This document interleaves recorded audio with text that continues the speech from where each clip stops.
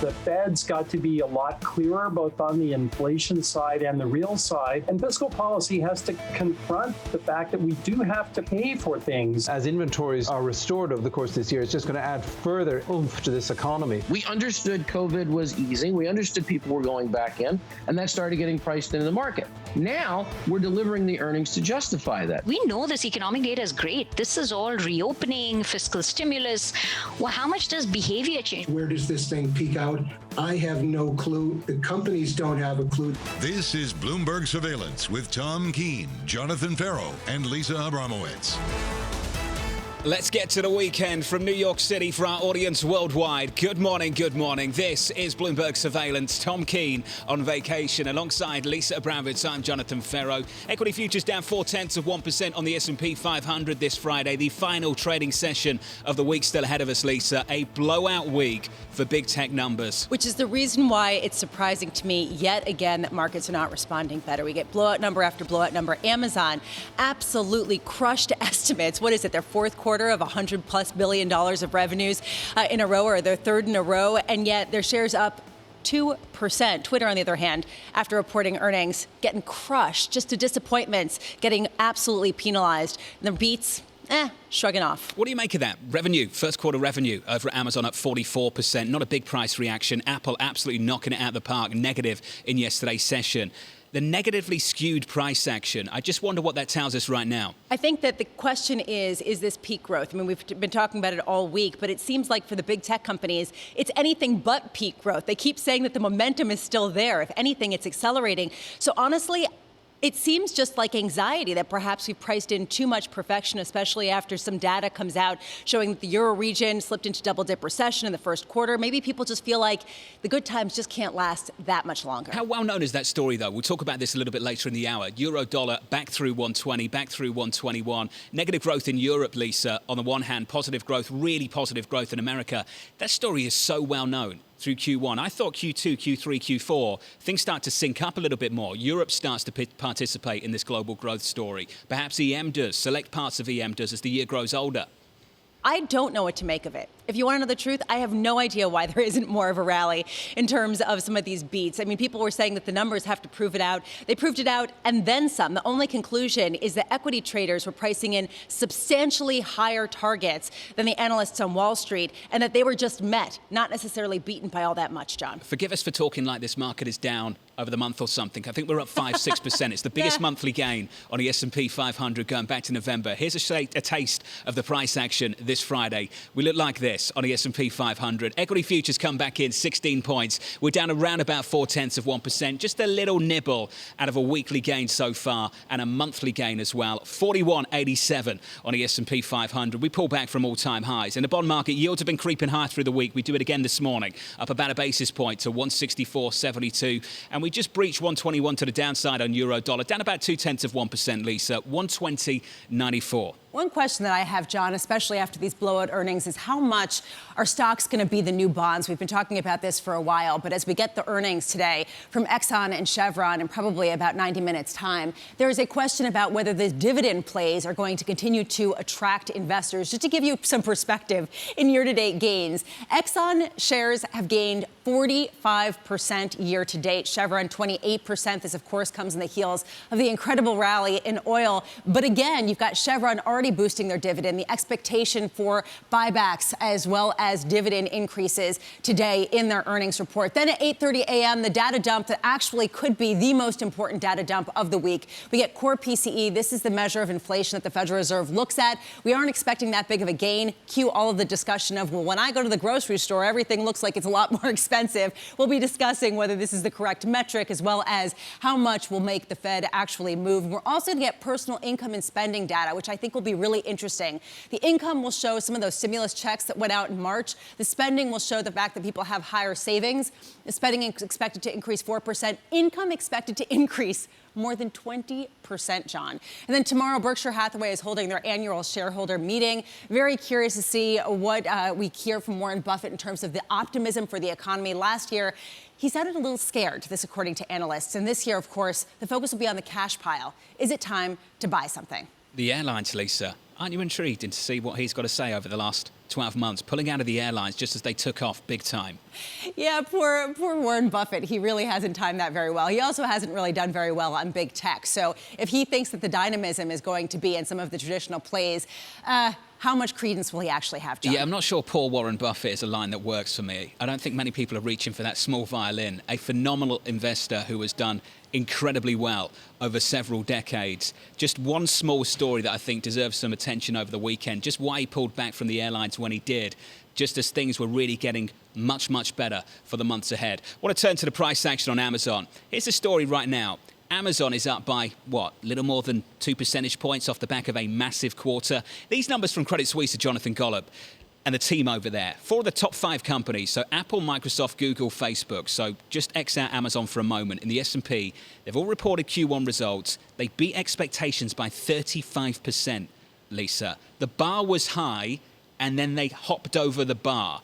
That's been the story this week. They didn't just hop over the bar. They crushed the bar, and then they absolutely shredded it. The question to me is, again, why was there not more of a reaction, especially because it seems like the dynamism here behind some of the growth, it's not going to end. I mean, honestly, we're seeing the gaining in market share and, frankly, the expansion into other industries. So I am trying to understand what it is that people are reacting to. And I think everybody's struggling with that this morning too. Jeff Mortimer joins us now, BNY Mellon Wealth Management Director of Investment Strategy. I'm trying to work out, Jeff, whether we are validating valuations or justifying further gains. Which one is it? I think it's, with the numbers that have come out, it's justifying current valuations. I think, as you two have been talking about earlier, a lot was priced in. We've got valuations on markets that are up towards their upper historical range, probably, and then some. And, fear of higher yields, that maybe we have found a good range in here, maybe 155, 165, 155, 170. I think markets sort of look over there and say, okay, that's all right. But the large tech trade, I think markets are looking towards the next move. And to us, it's that reopening trade. It's where can you sort of take some profits potentially and move it over into sort of the value side of the equation to pick up the global reopening trade. And so I think there's some of that in there as well. But I agree, certainly blowout numbers, top and bottom line. And I always like to look how markets react because there's a lot of information in that price action. And I think what we've seen is that a lot of that was already priced in, or perhaps, as you mentioned too, that a fear of peak growth is also in the back of some of the market participants' minds. Jeff, here's what I'm struggling with. You said that perhaps it's better to play the reopening trade right now. But one thing that Amazon and Apple earnings showed is that they are the reopening trade. That not only were they the closing trade, but also they are gaining in a new world reshaped by tech and immediate delivery. So how do you sort of square that with the idea that they'll be left behind as the world reopens? I don't know if they'll be left behind, but others will join them. And I think at their valuations, the potential for market participants, what we've been telling our investors, for example, is we've been trading out of large cap growth since last summer, moving out of it slowly but surely. We're now sort of neutral weight large cap growth within the US and putting that money down in cap and over into the value side of the equation, just because of these types of things that we see going forward. So I don't think it's that they don't participate in the recovery. I just think that other companies may do so as well. And perhaps the upside potential in price of a company that isn't, perhaps the multiples of some of the larger tech names that you've mentioned offer better risk return potential to investors. What are value companies in your eyes today? I go traditional. I'm a strategist, so I don't talk individual names. I can get into sectors and whatnot. But to us, it's traditional. Certainly, you look at what banking has done, what energy has done, as you've mentioned, the Exxon and the Chevron returns year to date, certainly incredibly strong on the recovery of oil. And that is, of course, perhaps tied to global demand of a reopening trade. Perhaps more uneven than we had originally expected, but certainly there. Financials, again, a basic, like a steepening earnings, a yield curve benefits banking as well as more loan demand. So I think it's those basic, even REITs doing quite well. So I think it's those basic building blocks where those sectors have been left behind, especially last year, that investors, I think, kind of continue to migrate towards with the marginal dollar. And we know that the marginal dollar is what sets price. Jeff, just quickly, I'm really struggling with this concept of peak growth through this cycle. Purely because of the character of the slowdown and the reopening, peak growth is guaranteed to come at the very start of the cycle. Peak growth does not equal peak profits. Growth could pick up again in the future, maybe in 18 months, 2 years, who knows? Jeff, I just wonder whether it's too early to make this cycle call that we've seen peak growth when it's just the consequence of the mechanics of what we're going through. So I would agree. I do not think we're at peak growth within this cycle. I continue to believe if you look at bull markets historically and how equity markets behave through a longer term cycle, which I would say bottomed right March 23rd of last year. So we're 1 year into a bull market run. Bull markets are front end loaded. They get 47% of their turn typically in their first year of life. This one was impressive, up rough numbers, 75%. I think we're in the third inning of a continuous economic cycle that will continue to bear fruit. So I don't think this is sort of peak growth by that definition. Yeah. I think we will continue to march forward, but the market will broaden. As markets age, they broaden. They're more inclusive. A growth at a reasonable price tends to do quite well at this point in an economic cycle.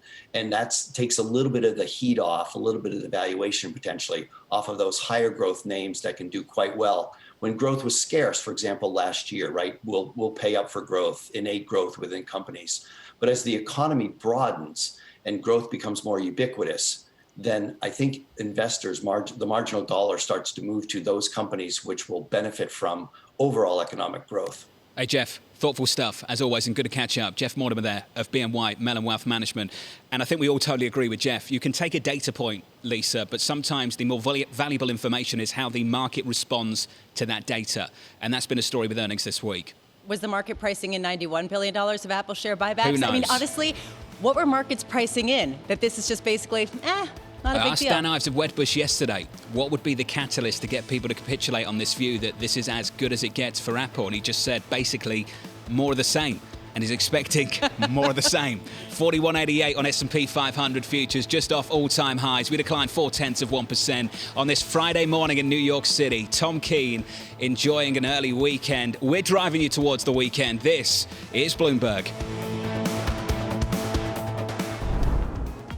With the First Word News, I'm Ritika Gupta. By September or October, President Biden is likely to see some version of his $4 trillion economic plan passed in Congress. The president has two major tasks. He has to keep various Democratic factions from splintering the party, and he has to keep fending off Republican attempts to portray the plan as radical. Democrats can use Senate rules to bypass Republican opposition to most of the plan. In Israel, a stampede at a Jewish religious festival early today killed at least 44 people and left 150 hospitalized. It's one of the deadliest civilian disasters in Israel's history. The crowd was estimated at 100,000 people, mostly ultra-Orthodox Jews.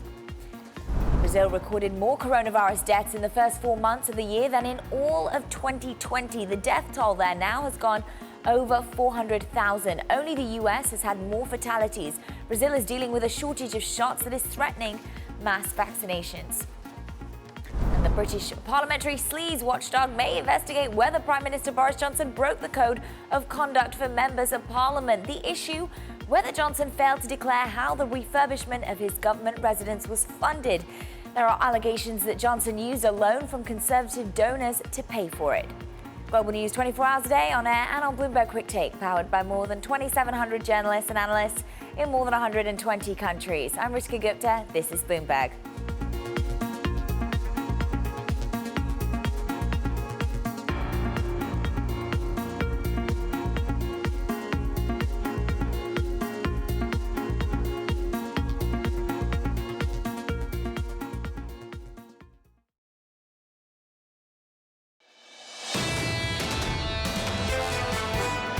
This is a tax cut for more than 2 million families in Georgia. We're cutting taxes for people by a tax credit. It's about time the very wealthy and corporations start paying their fair share. It's about time. As simple as that. The President of the United States speaking at a rally in Georgia. From New York City this morning, good morning. Alongside Lisa Abramowicz, I'm Jonathan Ferro. Tom Keene back on Monday. Here's the price action. A little bite out of a weekly gain on the S&P 500. We're down 17 points and negative 0.4%. Yields are higher by almost a basis point on a 10-year. Yields have been creeping higher through the week so far. 164.37. Euro dollar just south of 121. 120.98. Keeping an eye on Amazon after delivering another $100 billion plus quarter. Yes, in revenue, first quarter revenue jumping 44%. That stock up by a little more than 2% in the pre-market. Lisa, we've got to talk about the reaction to another big plan down on Capitol Hill in Washington, D.C., out of this White House. And this is the Capitol Hill reaction so far from Senator Manchin. Just in a couple of lines, it's a lot of money. That makes you very uncomfortable. You just wonder where that's going. $4 trillion now is a lot of money. 1.9 trillion, not so much. 2.3, we start to get to 4 trillion. Perhaps that's a lot of money. It does seem like there is a groundswell of consensus that there is a way for the Democrats to push something through by September. What it looks like, though, is a question mark, especially because the higher taxes would affect left-leaning states on the coasts more than any other, John, which is the Democratic constituency. It's such a good point, such a good point. Let's bring in Emily Wilkins of Bloomberg Government down in D.C. Emily, that makes you feel very uncomfortable. Senator Manchin, who else is uncomfortable in the president's party? In the president's party, there are a number of moderates and progressives who aren't really fully happy with what the president has put forward. Progressives are saying, where is healthcare? Where is our extension of Medicare? As Lisa just pointed out, that state and local cap, a lot of Democrats made it very clear that they want to get that removed. They want to get that out of there. But look, President Biden's proposal, it's going to go to Congress now. It's going to start getting tinkered by lawmakers. So there's definitely a lot of discussion about how they're going to put things in, what they're going to put in, what this actual bill is going to look like. I don't think we're going to see President Biden's bill not get changed here. I think we're going to see some pretty big revisions as it goes through Congress. Lisa, Tom and I have spent the week talking to people in the bond market about what they expect, and they are really confused right now about what to expect. They don't know how to process any of these bills at the moment, what gets actually approved, what goes through, and what size it comes through at. Emily, do you have a timeline even for when you expect any of this stuff to happen? So we're waiting for Congress to come back in mid-May. At that point, we're expecting to start seeing some of the text for some of these proposals, some of the House committees, transportation, infrastructure, to begin taking up pieces of these bills. House Speaker Nancy Pelosi has said that by July 4th, she wants Congress to have gone ahead, or rather the House to have gone ahead and passed that legislation. From there, it goes to the Senate. Remember, things get a little complex there because the Senate has those procedures and processes around budget reconciliation that prevent some things that Democrats might want from actually making it into a budget reconciliation bill. Emily, I feel like a broken record because I ask this every day, but why is the emphasis not on just enforcing the tax rates that are currently in place versus getting tax rates higher? I think this speaks to the larger feeling among the American people, the American voters. You know what? This was a campaign promise that President Biden had. It was something that he talked about. I mean, these raises that we've seen in capital gains tax and in income tax, these were things that he proposed on the campaign trail. He might not have put an exact number on it, but we knew to a certain extent this was coming, and to a certain extent, voters voted this in. I think it's also an effort to try and say, look, we are trying to find a way to pay for these proposals that we are putting forward. And right now, I think a lot of Americans, the idea of taxing the wealthy and having the benefits go to the middle and lower income classes, it's a really appealing idea politically. Emily, this goes to the confusion that John was just talking about in markets in terms of how to read this. Because what you're talking about is coming through on campaign promises that may or may not see the light of day and may or may not have the support of Democratic colleagues. What's real in this? What do people that you speak with say could plausibly get passed by September? I think that when you put forward a proposal like this one, you kind of expect to a certain extent that you're going to hit some sort of negotiation. And we've already seen individuals like the key moderate Democrat, Senator Joe Manchin, say, hey, Biden's proposed raising the corporate tax rate to 28%. I think that's too high. I think we need to raise it to 25%. And so there does seem to be some room for negotiations. I mean, you saw yesterday, Republican West Virginia Senator Shelley Moore Capito, West Virginia, doing big things right now. But Senator Capito actually spoke with President Biden about the infrastructure part of the plan, that $2.25 trillion. And she said that she felt that discussions went really well and that there might be more room for Republicans to work with Biden on this particular proposal. Yeah, a little bit of news around that in the last 24 hours, Emily. The Big Four leadership in the Senate and the House meeting the president in the White House at some point over the next week. Any kind of timeline for that, Emily, when you expect that to happen and what you expect to come from it? So that'll happen soon after Congress's returns in mid-May. May 12th is when the Big Four are scheduled to meet. That is the Democratic and Republican leaders of both the House and the Senate. And it's notable because it's actually going to be the first meeting between President Biden and Republican House Leader Kevin McCarthy since President Biden became the president. And I think that sort of speaks to the relationship that Biden has between Republicans. I mean, it's interesting. He's met with a number of rank and file Republicans, but he has yet to meet with the leader of House Republicans. And I think maybe that this meeting signals a shift in really wanting to make sure this next package is a bipartisan one. Emily, good to catch up. Down in D.C., Bloomberg's Emily Wilkins. Lisa, I keep asking the timeline question because so many people in this market are also grappling with that. If the Big Four aren't meeting with the president for another, say, 2-3 weeks, who knows? How much longer will it take to get this bill done compared to the previous one? And the answer to that is pretty simple at this point, a whole lot longer. Yeah, although people are saying the Democrats are going to go it alone. Again, though, I do wonder how much of a consensus they have, especially as you've got those left-leaning states that are getting hit harder. Chuck Schumer, the likes of him, as well as his New Jersey and Massachusetts compatriots, probably pushing back on the salt cap tax, salt cap deduction, as well as a number of other issues. I don't know. Honestly, markets are basically shrugging this off. They're not pricing this in. Here's a line that you might be interested in. This comes from Bank of America. It's just around the labour market improvement we've seen. There is a high risk the participation rate does not fully recover, leading to a quicker drop in the unemployment rate and faster wage growth. The reason I bring up this line from Bank of America this morning, Lisa, is because I wonder what the data looks like in the months to come. The longer it takes to come to an agreement down in Washington on the next big package, where we are in this economy and how quickly we might get there. There's also an issue here where the jobs that are coming back in the new economy are higher skilled jobs, and some of the more rote jobs are being taken over by machines, by computers. So what do you do if people don't have those skills? They're dropping out of the workforce, and that anecdotally is what a number of economists are talking about. How do you deal with that workforce? How do you invest in trying to bring some people up?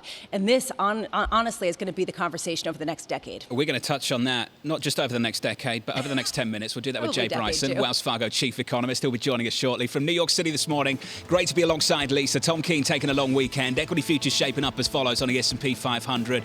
All-time highs at the close yesterday. Then we pulled back. We're down 17 and off by 0.4%. Big tech this week, just absolutely knocking it out of the park. Alphabet, Apple, then Amazon joins the party. More still to come on that too. This is Bloomberg.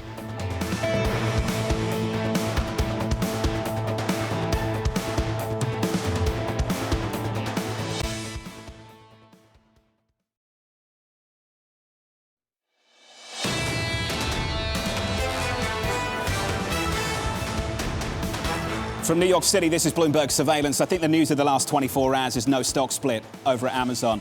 And I wish Tom was here so we could discuss it. Rub it in. No, actually, I was going to really eat this if they did it. I was going to really eat humble pie if they did it, and they didn't, so I'm not. Equity futures on the S&P 500 come in just a little bit. Weekly gain, we trimmed that by about 0.4% on the S&P. The NASDAQ, the numbers out of big tech this week have just been phenomenal. 40% plus revenue growth over at Amazon in the first quarter. As Lisa pointed out, it is another $100 billion plus quarter for Amazon. It's just amazing to see these numbers. So the big question that we're trying to ask, just looking at the price action this morning, does it validate current valuations or justify further gains?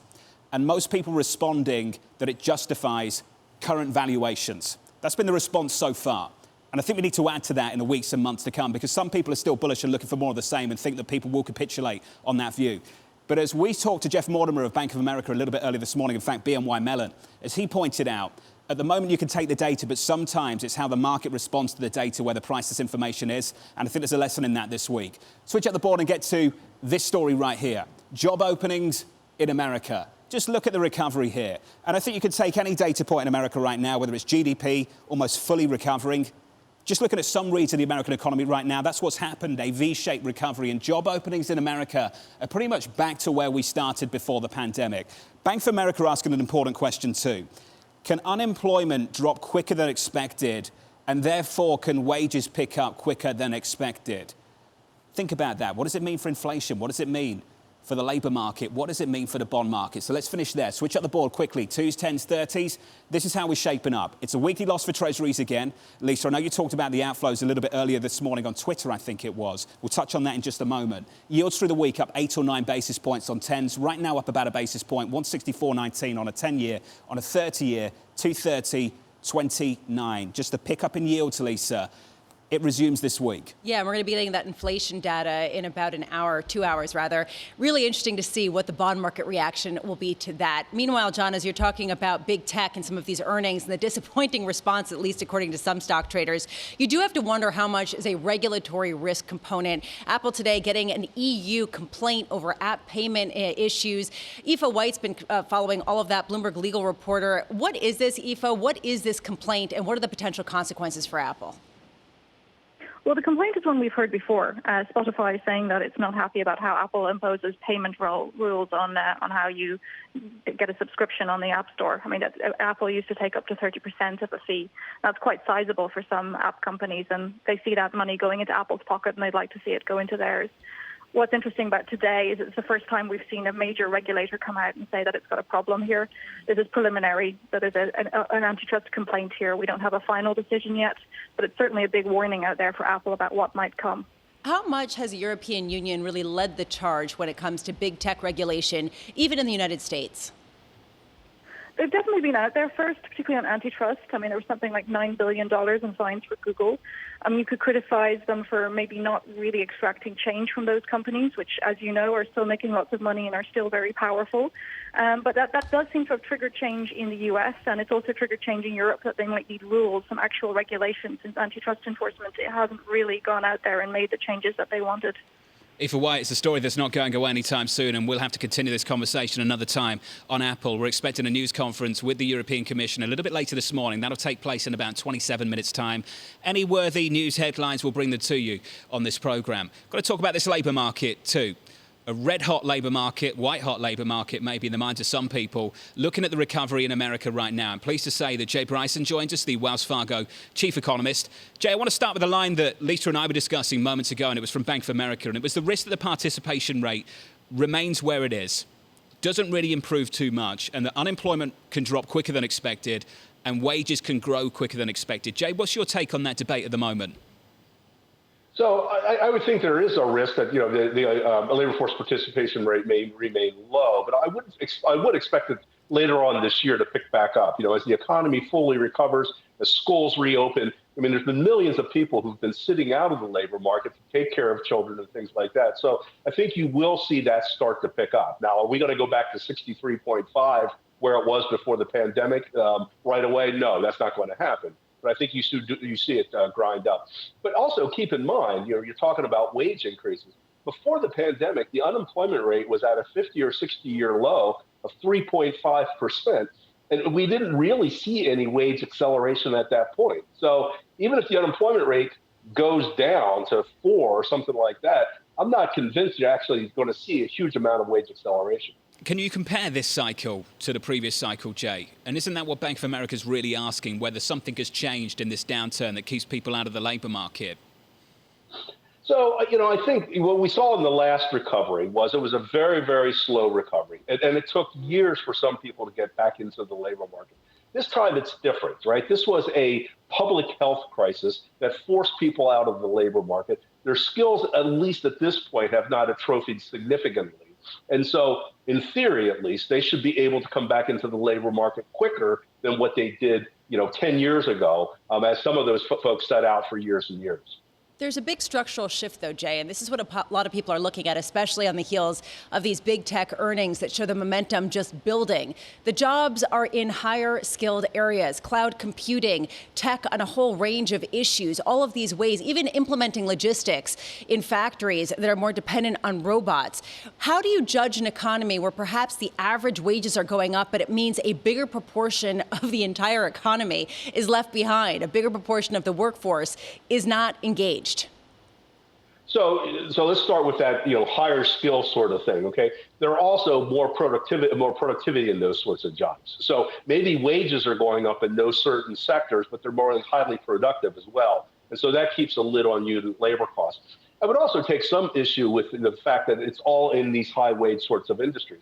Where are the places that have been really beaten up? I mean, it's leisure and hospitality, hotels, things of that nature, which have been closed down because of the pandemic. And as restaurants go back to 100% capacity, as people start to travel and hotels start to pick back up, you'll start to see some of those wage gains or some of those increases, there in those lower wage jobs as well. There's a question about wage increases also on the heels of some of the benefits, the unemployment benefits and the pandemic support that was given by the government. Do you pay any credence to this idea that people are staying out of the workforce because they're earning more from government checks, and that when they re-engage with the workforce, they're going to demand more?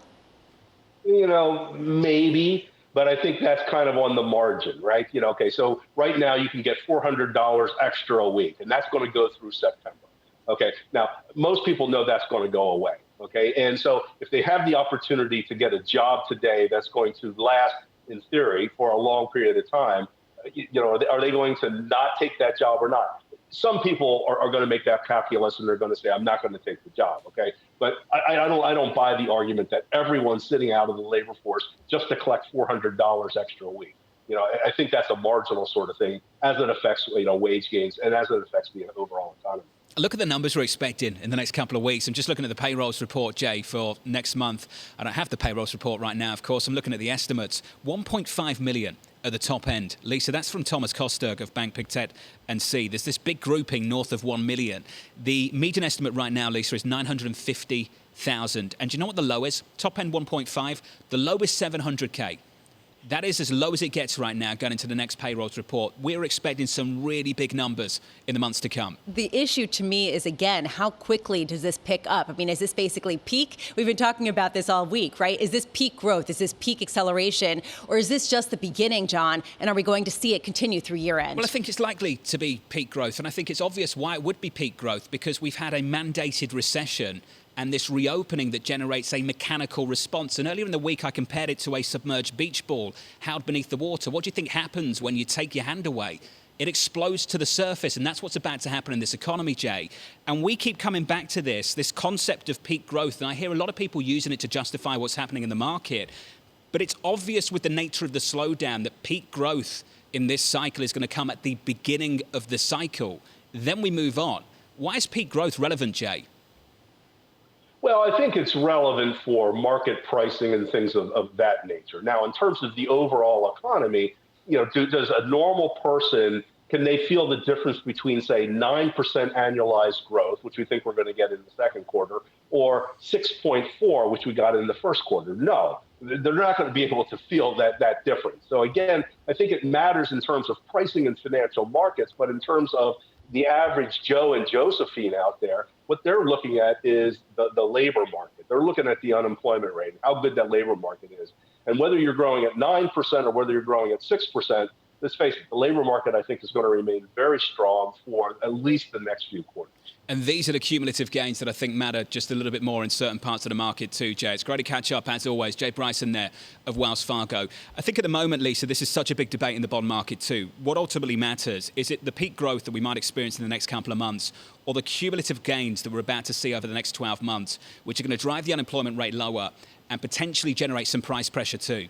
Well, to me, this is really the question, the wage increases that we see and how persistent they are. When do we start talking about, dare I say it, Tom, this is for you because I know you're watching at home, transitory versus more persistent? And it really does come back to the wages, how much they will increase, and not just on an average level, but in the same jobs in a real comparative way, John. It's not about what the Fed should or shouldn't do. It's about what they will or won't do. I always go back to that line because we always embrace this conversation around what they should and should not do. Their interpretation of transitory ultimately defines what they will do next. Now, what happens further down the line if they make a policy error, that's a different conversation. But in the near term, they just believe, absent a tight labour market, any price pressure isn't persistent. I mean, we got that from the chairman this week, didn't we? That was basically the message. Any price pressure, absent a tight labour market, will not be persistent price pressure. Right now, they have the luxury of doing that, because, frankly, the markets are not pressing their hand. The markets are saying, we buy what you're saying, and frankly, you're right.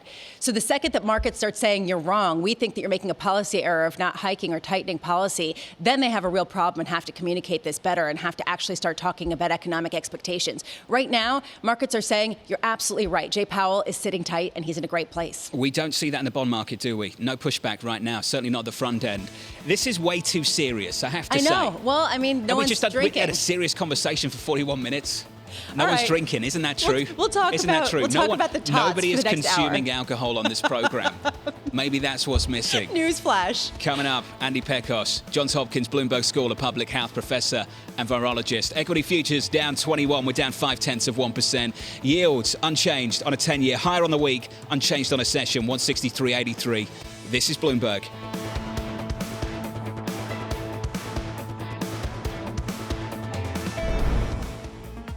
With the first word news, I'm Ritika Gupta. The euro area economy slid into a double-dip recession at the start of the year. Strict coronavirus lockdowns kept businesses closed and consumers were reluctant to spend. Output in the 19-nation euro area was down 0.6% in the first quarter.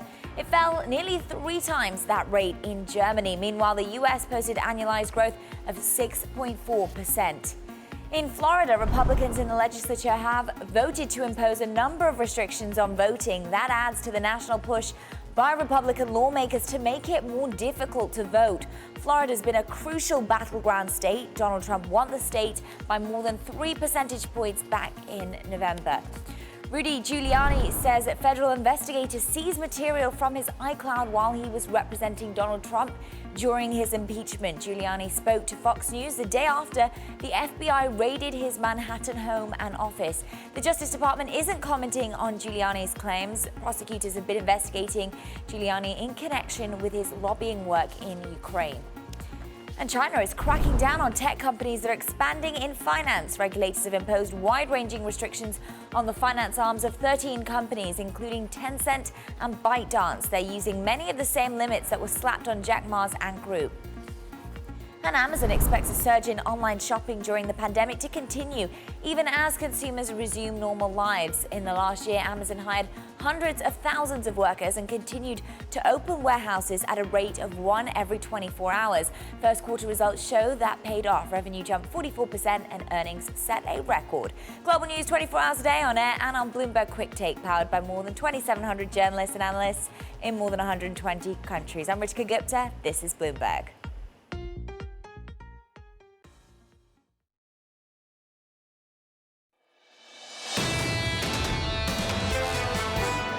We really are getting calls from governments all around the world between people needing more vaccines right now, but also, more importantly, people thinking ahead of 2022. I worry deeply about new variants, but also variants emerging as the virus keeps evolving. And I think we're not out of this. This is why we decided to invest more for next year. That was Stefan Bansal, the Moderna CEO, from New York City this morning. Good morning. Alongside Lisa Abramowicz, I'm Jonathan Ferro. Tom Keene is on vacation on a long weekend. So here's a special edition of a market check for you with me. And Tom Keene in my ear somewhere saying, go to cash. Nobody cares. Yields unchanged, 163.83. Let's just give it up. Euro dollar 120.83. In the equity market, 41.79. We pulled back from all-time highs on the S&P 500, down 24 points and off by about 0.6%. It's been a decent week of gains. It's been okay. It's been a fantastic month of gains. The biggest monthly gain on the S&P 500, going back to the boom times in November off the back of those vaccine headlines and the progress we were making on vaccinations in the months after that. But Lisa, to see the price action on Apple yesterday, I think got everybody's attention. Blowout numbers in Cupertino, California, and then red to end the day. What was that about? Maybe they're listening to Tom Keene saying, go to cash. They're saying, you know what, go ahead. But basically, it's as good as it gets. That is the fear and the question. I frankly can't explain it away. I don't know, except to say perhaps this had been priced in. But what had been priced in? A $90 billion share buyback? Yeah, 6 months ago, because this stock has hardly done anything in the last 6 months either. And it's not just Apple, it's others too.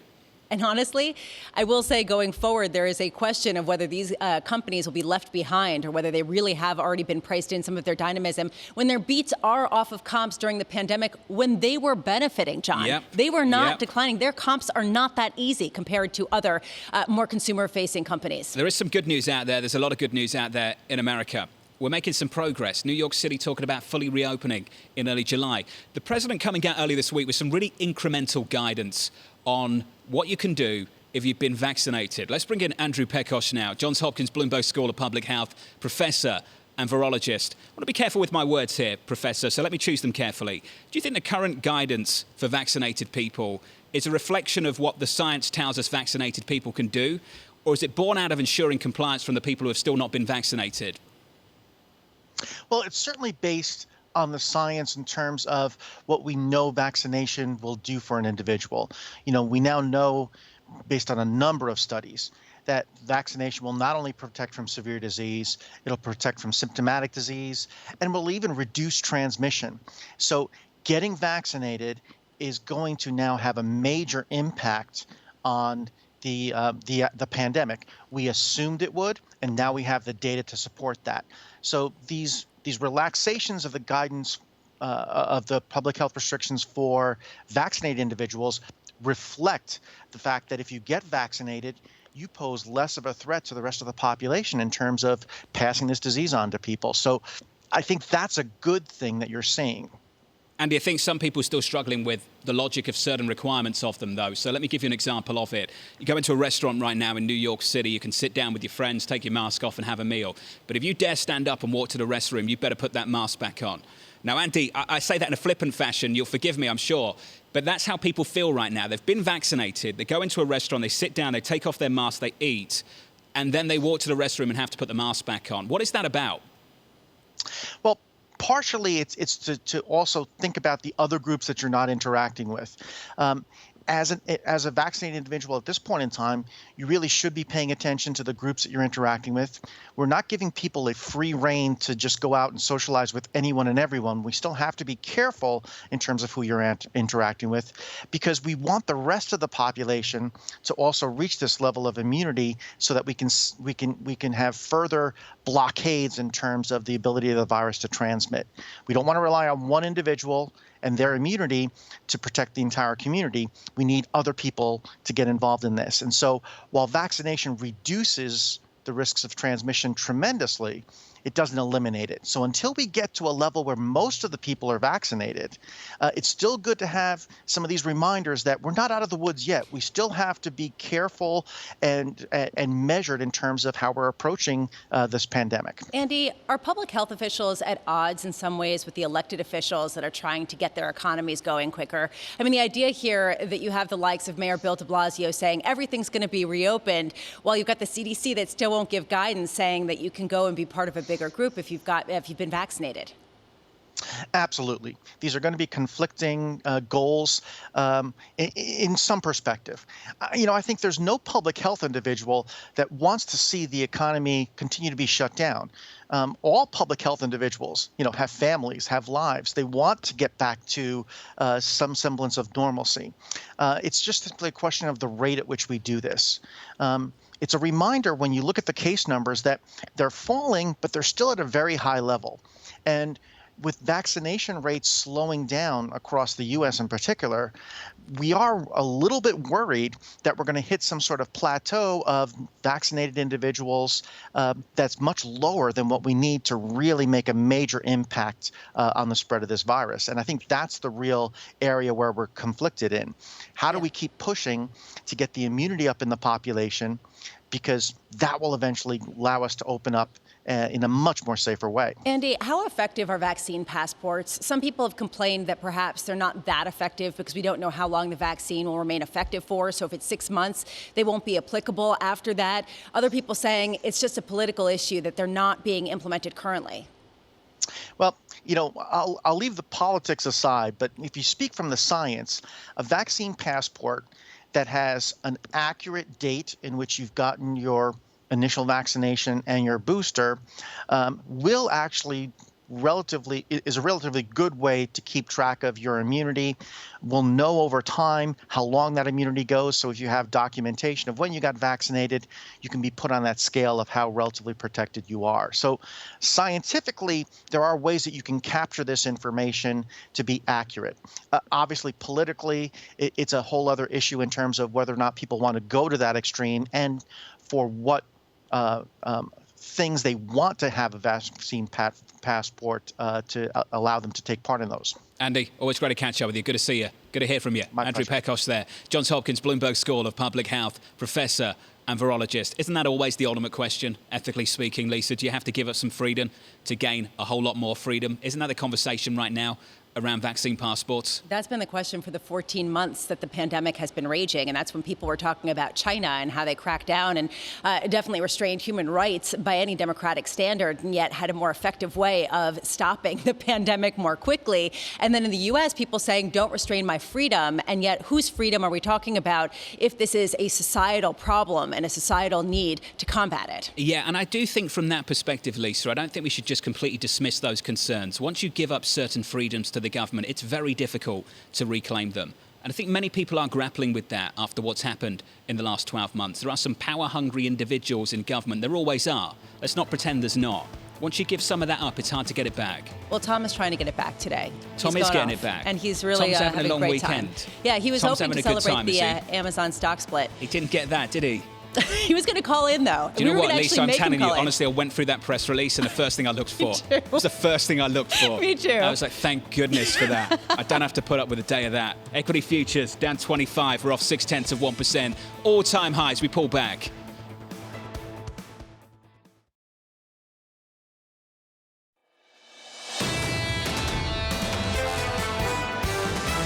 The Fed's got to be a lot clearer, both on the inflation side and the real side. And fiscal policy has to confront the fact that we do have to pay for things. As inventories are restored over the course of this year, it's just going to add further oomph to this economy. We understood COVID was easing. We understood people were going back in, and that started getting priced into the market. Now we're delivering the earnings to justify that. We know this economic data is great. This is all reopening, fiscal stimulus. Well, how much does behavior change? Where does this thing peak out? I have no clue. The companies don't have a clue. This is Bloomberg Surveillance with Tom Keene, Jonathan Ferro, and Lisa Abramowicz. Pulling back from all-time highs from New York City for our audience worldwide. Good morning, good morning. This is Bloomberg Surveillance live on TV and radio alongside Lisa Abramowicz. I'm Jonathan Ferro.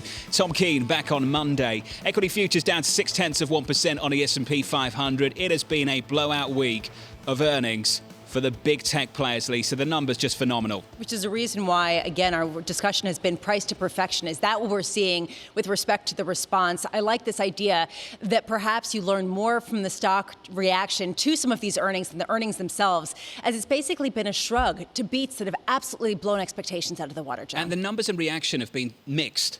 But within the numbers, the performance of the earnings has also been mixed. And I find that interesting. I made some notes on this. Pull forward and payback. Where did we see that?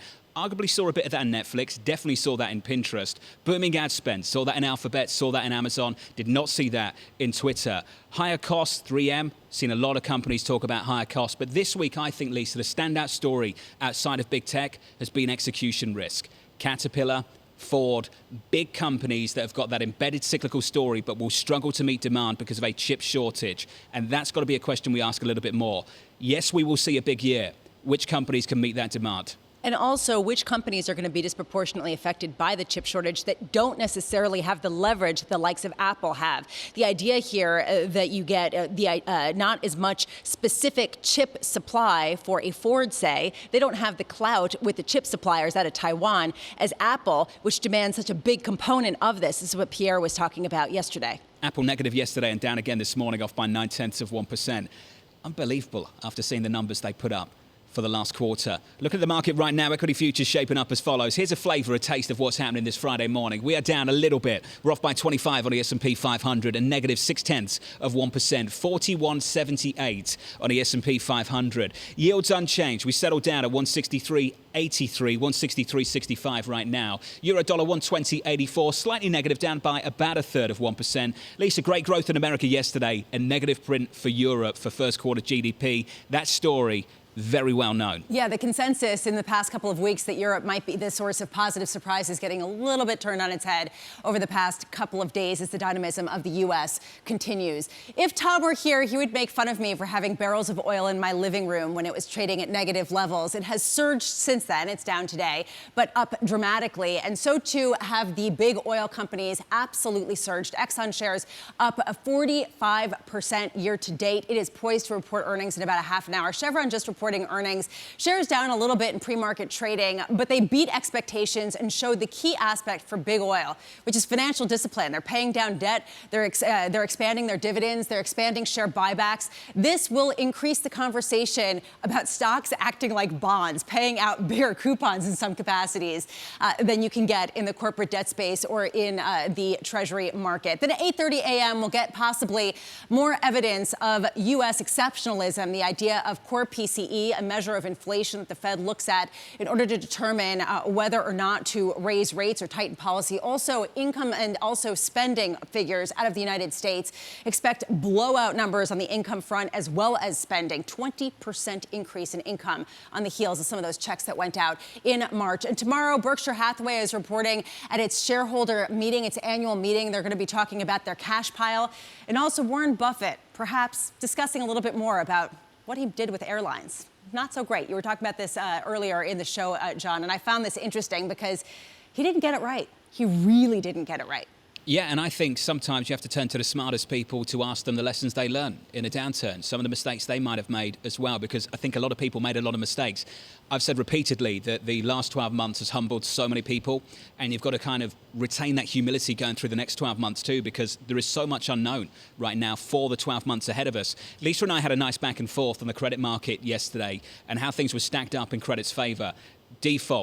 Default risk through the year ahead, expected defaults, that's been trending nicely lower. We've seen a lot of refinancing in this market. That gets better.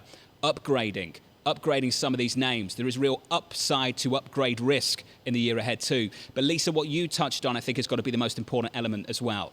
It is valuations and where our valuations are right now. Bank of America asked in their European credit survey what they were most worried about right now. And do you know what the answer was? And it knocked COVID-19 off the top spot. It was just lofty asset prices. That was basically it. Lofty asset prices. And that went from 10% in the previous survey to 19% this time around. And there's always that cliche line that the only thing to be bearish about is that there's nothing to be bearish about. And that seems to be kind of the story in credit right now, is that the one thing to be bearish about is the fact that so many people aren't bearish at all. And valuations are where they are, Lisa. Riddle me this. Companies have a record stockpile of cash on their balance sheets, and they're selling hundreds of billions of dollars of debt, long-dated debt. These are investment-grade companies. Why are they raising more money if they have so much cash that they can't even use? It's because they can, because they think they're getting a good deal. And that does mean perhaps the bond investors are not getting that great of a deal, I mentioned John. this number yesterday, 70%, more than 70% of issuance year-to-date in high yield. Refinancing, that speaks to what Lisa's talking about. At the longer end, lower interest rates, and that just adds to this bullish story in the credit market right now. It's been a phenomenal 3-4 months. First 3-4 months of the year so far. I want to bring in Chris Marangi, Gabelli Fund's Co-Chief Investment Officer. Chris, always good to catch up, sir. In many ways, it's the boom we all expected. It's the boom we all agree will continue for a number of months, maybe a number of quarters as well. Chris, the theme that we all teased out of earnings so far this week has just been execution risk. I know you're focused on it too. It's just a simple question, whether these companies can execute, whether supply can meet demand. Any signs of success, any signs of failure? Do you see them in different places? Yeah, so I think you hit the nail on the head earlier when you suggested that the thing to be bearish about is the fact that there aren't enough people who are bearish. And we think about the risks out there. And in my book, the biggest risks are what I define as supply chain issues broadly.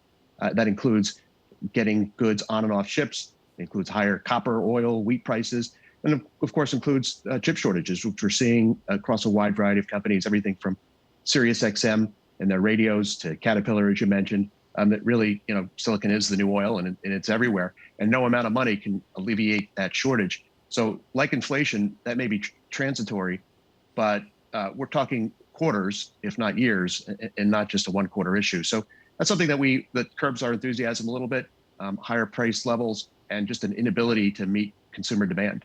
Chris, easy for me to just sort of pick on a sector and say the autos, this will affect all of the autos. They'll all suffer with this. Do you see signs that some companies are actually navigating this better than others so far?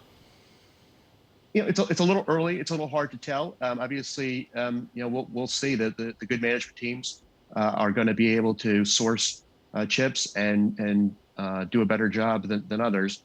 But we haven't quite seen that play out just yet.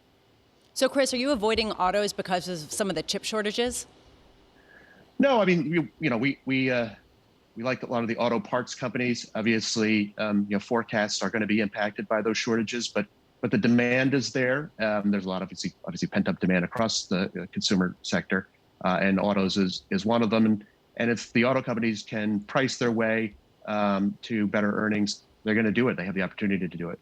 Zooming out, Chris, we were just talking about the response to these earnings, particularly from big tech, and the response basically being a shoulder shrug. It was priced in. Do you think that this is a sign of caution, or do you think that this is a sign to buy, that perhaps there is enough caution to think that that risk of too much euphoria isn't there?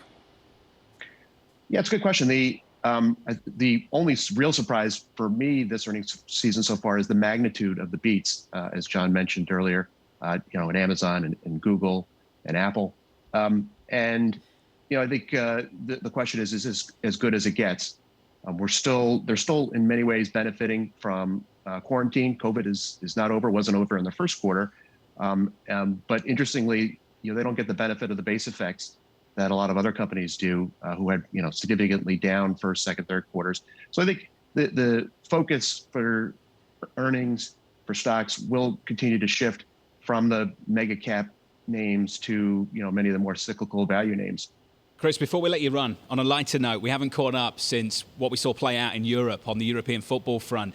You like sports teams. You mentioned that in our last conversation with Lisa and I, and you were talking about getting exposure to that theme. Were there any takeaways from that dramatic incident of the last couple of weeks for European soccer? Yeah, I think it just indicates how tribal sports fandom can be and how durable it is. And that's one of the reasons that we love the sports industry. And, you can get exposure in the U.S. by owning Madison Square Garden Sports, the Knicks and the Rangers, who are doing quite well, and Liberty Braves, who are at the top of the standings. They've got some work to do, but we think there's a monetization coming there over the next couple of years. And we won't talk about the Yankees. I promise you that, Chris. We won't do that. Tom's not here, so we don't have to. Chris Morangi, it's good to catch up, Chris. Gabelli Fund's Co-Chief Investment Officer. Lisa, I'm about to get a lot of hate mail because I accidentally said the S word. Yeah. Soccer. I don't know where it came from, to be honest with you. Well, forgive me. Do you actually feel yourself cringe a little bit when you say soccer? When I said it, yeah, just a little bit. Just a tiny bit. I'm not consumed by it. I just found it a little bit. Okay, so what's your takeaway from the whole debacle over with respect to the Premier League? Bottom line, not just the Premier League, for La Liga in Spain, Serie A in Italy, this isn't over. Bottom line, this is not over. Barcelona and Real Madrid, they're still trying to figure this out. Some of the big Italian clubs, Juventus, AC Milan, they're still trying to figure this out. The problems that led to this incident have not gone anywhere, and this whole story is nowhere near finished. It might be for some of the Premier League football clubs, but I don't think it is for European football more broadly. When you talk about those clubs, are you talking about billionaire owners, in particular from the United States, that are looking to monetize some of these teams? Or are you talking about the actual fans that are looking to push back even further to bring this to a little bit more of a pure place? So your first point, yes. Your second point, I don't know. I'd add a third point. Okay. I think for some of the domestically owned clubs, like Juventus, the Agnelli family, like Real Madrid, owned by Florentino Perez, led by him, I don't think that story's over for them. I think the way they see football as a spectacle where they have the best players and the best teams, and the best teams all play each other, and they can generate the most money from doing that, I think they want to consolidate that even further, and I'm just not in a place right now where I think that effort is finished. I think it's far from done. Far from done. Tom's researching it today. I'm sure he is. I've got no Extensively. idea. I've got no idea what TK's doing. I saw him post a picture of a drink last night. That's what he's doing. Yeah, an alcoholic beverage, so I imagine that's continued this morning too. Lisa Abramowicz, Jonathan Ferro, Tom Keene back with us on Monday. Your equity market pulling back from all-time highs. We're set to get a warmer weekend in New York City. Tomorrow is set to be a good one. Ignore the clouds. It gets better from here, I hope. We're down 23 on the S&P 500, off by 0.6%. This is Bloomberg.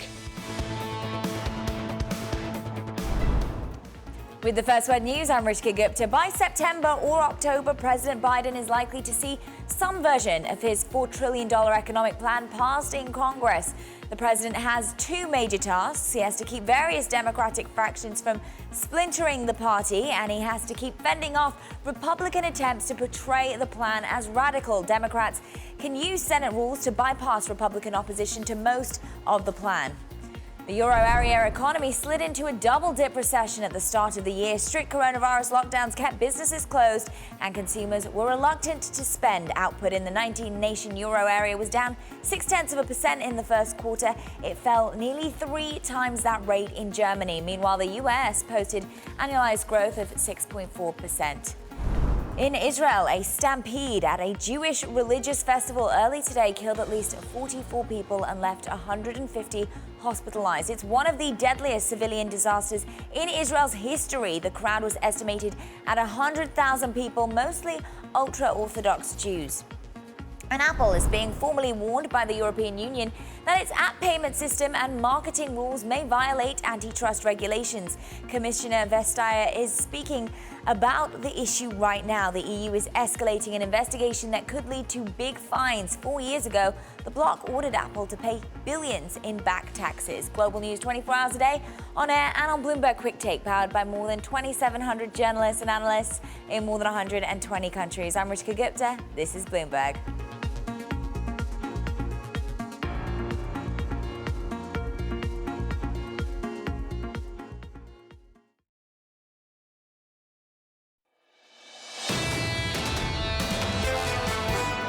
I think it was probably the most consequential first address to Congress by a president since Ronald Reagan declared a redirection of the country in 1981. Yes, that was Larry Summers, the former Treasury Secretary, and you can catch the full interview tonight on Wall Street Week. Lisa, almost in shock, saying something. Was that something nice about the administration? Yeah, he was actually one of the biggest opponents. I keep thinking about that article that he wrote in the Washington Post, yeah, where he was basically saying this is terrible and non-useful and potentially detrimental to the economy, could potentially foist inflation upon the economy that would be harmful. Now he's saying maybe it's not so bad. You know, I have to say the former Treasury Secretary, for some people at least, can be quite a polarizing figure.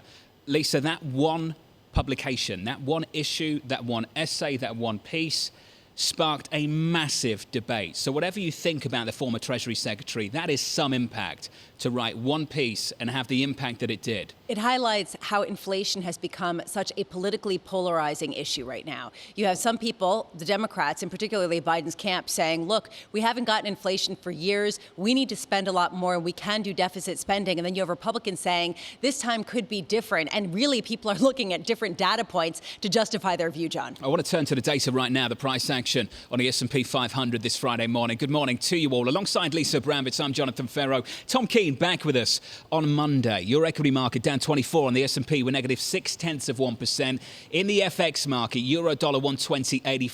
Q1 rough for Europe, good for America. Does that story start to converge in the months to come with Europe getting better? Euro dollar 120.85. And Lisa, story of the week in the market. It's not just been a gain in equities over the last month. On the week, Treasury yields just starting to break out again. The idea here that perhaps they got a little bit overbought last week. It seems like people are kind of moving back to this idea that yields perhaps were too low. I don't see, though, this massive sell-off leading to yields rising and this sort of consensus that yields are going to spike from here, John. Do you? I've got no idea until we really understand what is happening down in Washington. And right now, there's no real consensus on that. What comes next? How big is that bill and what can get approved? Let's turn to Mario Parker on that, Bloomberg White House reporter joining us down in D.C. Mario, the president's got to keep his party together. Can he? Yes, that's the tough lift here for President Biden. Not only is he facing Republican opposition, right? Republicans are staunchly opposed to any type of tax increases, but he also has to keep his party in line. Moderate Democrats like Joe Manchin, Kristen Sinema, Mark Kelly, they're going to have pressure on them as Republicans continue to try to attack both the president and then attack them with the midterm elections coming up. Mario, so you live and breathe he really has to convince his party to stick with him and stay in the fold with him. Rock and a hard place. The rock being the progressives who want more, the moderates who want less, or at least they want the composition shifted somewhat. Who's going to win out there, Mario? Who's got the louder voice? And that's one of the problems or the challenges facing President Biden. He's gotten relatively high marks from his party so far. He's on, I think, day 102 now. But he has had some disappointments from the left flank. The $15 an hour minimum wage, if you recall that debate a couple of months back. Student loan forgiveness as well. So he's facing some pressure from the leftward flank of his party. Whether or not the left wins out is still to be seen. The package in his infrastructure package and his family plan does have a lot of the social safety nets, though, that the left has been calling for. Mario, we keep talking about this $4 trillion of spending as sort of a monolith, basically that it will be a fire hose into the economy. When you talk to bipartisan individuals, think tanks, what's their evaluation of the efficiency of this plan and how the money is spent and how there are levies that are given to companies and wealthier individuals? Yeah, well, one of the things that the Biden administration even touts is that people are by and large in favor of what he wants to do in terms of infrastructure, broadband, redoing some of the roads, the bridges, some of the energy initiatives. The problem comes in with how to pay for it. That's where you see the disconnect. The Biden administration is saying that outside of the Washington, D.C. zip code, there is bipartisan support for the bill. But then once you get here into Washington, when you get to the think tanks, where you see some of the discrepancy is, how to pay for it. That's where you see some of the differences. All right, but Mario, putting aside how to pay for it, outside of the Beltway, there are people wondering, is this efficient uses of the spending, right? I mean, in other words, will the money that is put out there actually have a real generative effect for the economy? What do experts tell you on that front? And is there anyone actually trying to evaluate that? Yeah, there are. Experts are saying that it will have a bump on the economy. Of course, as you and John alluded to earlier, there's the question of whether or not it could cause inflation or lead to inflation. So far, the consensus has been that it may not. That's to be seen. But so far, I mean, from what we understand, there is no doubt that it will have some type of impact on the economy. And he gets high marks for that. And the White House has been touting that part of the bill. Mario, how important is the Big Four in the White House in a couple of weeks' time? They'll be at the White House really soon, which is a very large signal, right, that President Biden sees the importance of having them at the table. One thing that's always fascinating and helped President Biden then candidate Biden become President Biden is the fact that he's been in Washington for 4 decades, right? So he knows how these things work. He knows how to get the leaders of both parties into the Oval Office and the symbolism to that, and both what that means for negotiations. Mario, good to catch up. Good to see you. Come back soon. Mario Parker, Bloomberg White House reporter. Lisa, is it significant? Because we saw the Republican senators being brought into the White House early on in the conversation around the relief package, and ultimately bipartisan talks went nowhere. You invite the Big Four. How important is that as a shift, as an outreach? Maybe from a PR standpoint, I don't really see moves based on the people that we speak to. And obviously, I have no inside knowledge of the negotiations going on in Washington, D.C., though. There does seem like this is a go-it-alone type of approach. The idea here that they're trying to get something by September, and very much the Democrats are leading the effort. But I don't feel a consensus. I really don't, with Joe Manchin, with Chuck Schumer, with the sort of disparities between the more liberal wing of the Democratic Party and the more centrist. I don't see it. And never mind uniting the country or uniting Congress. You've got to unite the party. We talked about that rock and a hard place. The progressives want more. The moderates want less. Who do you please? Who do you disappoint? Look, in any negotiation, I always think that everybody should be somewhat disappointed. In a good negotiation, you have to give up something. Who gives up what in this party right now? It also shows, frankly, how much the Democratic and Republican parties are shifting, because Trump Republicans actually like a lot of aspects of these plans, right? I mean, they're not the ones that are going to be taxed that much higher, a lot of them on average. And some of these issues actually are appealing to a working class sort of blue collar group, whereas on the Democratic side, it actually tends to be wealthier, which is where you see in some of the states. Yep, in the blue states, here in New York, in California too. Let's turn to the price action to round things up for you. Equities doing okay. We're down 25 on the S&P. On a week, we're doing okay. On a month, we're doing even better. We pull back from all-time highs and down by 0.6%. Yields 164 on 10s. Euro dollar 120.88 on the FX market. Mark McCormick of TD Securities, Global Head of FX Strategy, joining us on the other side. From New York City this morning, good morning. Heard on Bloomberg Radio, seen on Bloomberg TV. This is Bloomberg Surveillance.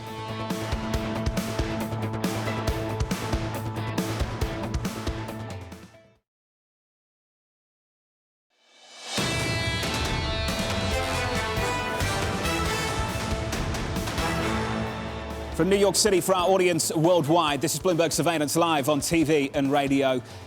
And I get to take a deep breath. Tom's not here, so this next couple of minutes won't be interrupted. Let's take it on. Futures off by 23 on the S&P 500. We're off by about 0.6%. On the Nasdaq, down by about 0.75%.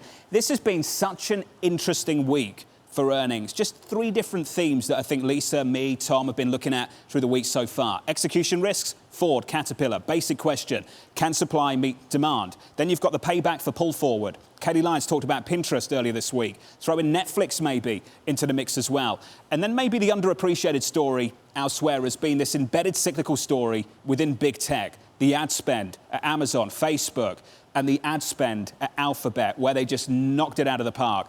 And the stock market's picked up on those stories because Alphabet has been flying year to date and it added some weight to that move. Switch up the board and get to this. I want to run through things just quickly for you. We'll roll through the data boards. In the 10-year right now, up by about 5 days, over the last 5 days, up by about 8 basis points to 164.19. We've had several weeks of gains for Treasuries, yields lower. Then we started to see the move go the other way. Yields start to break out. We'll have some data through the next couple of weeks that could be explosive, going into that 164.19. And when I say explosive, let me put some numbers on it. We could have a jobs print north of 1 million, 1.25 at Morgan Stanley. Thomas Kosterg looking for something like maybe 1.5 million. Get your head around these numbers. They're the kind of numbers we'll have to think about in the weeks to come. Let's finish on this. Switch up the board just quickly. I'll run you through euro-dollar.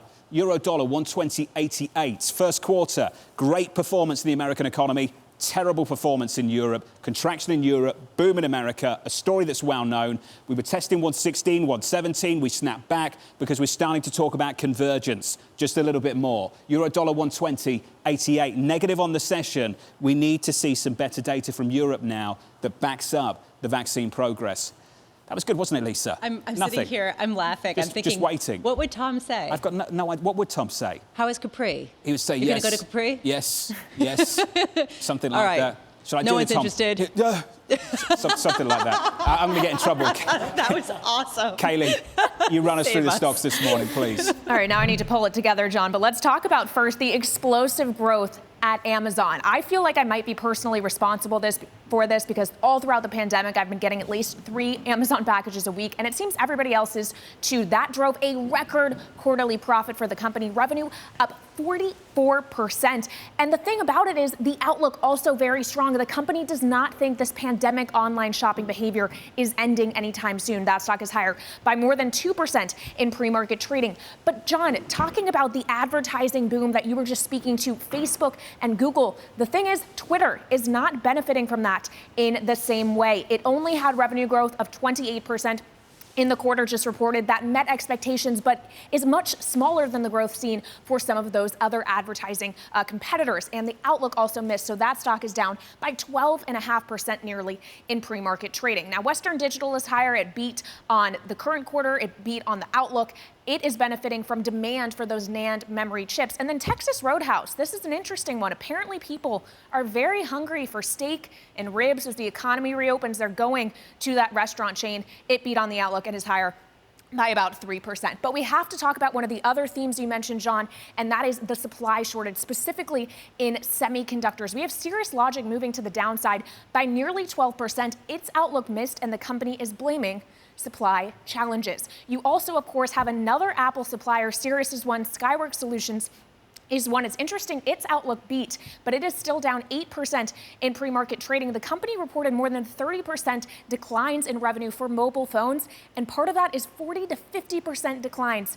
in sales to Apple. And of course, Apple warned about the semiconductor shortage yesterday. That is why the stock gave back its early gains on the back of earnings, and once again lower by nearly a full percentage point in pre-market trading, John. Execution risk has got to be the story of the week so far. Kaylee, I know you get your second dose of the vaccine today, so good luck. luck. Thank you very much. We hope to see you on Monday in good shape. Fingers obviously. crossed. What am I talking about? Yeah, seriously. She's gonna be totally fine. Like, of course she's going to be fine. She'll be back on Monday. She'll be totally fine. Just winding You Katie didn't up. say that to me. I didn't. You I were knew like, you were strong. all right, let's see you. Wait a sec. I got the second dose. I came into work and I felt absolutely terrible.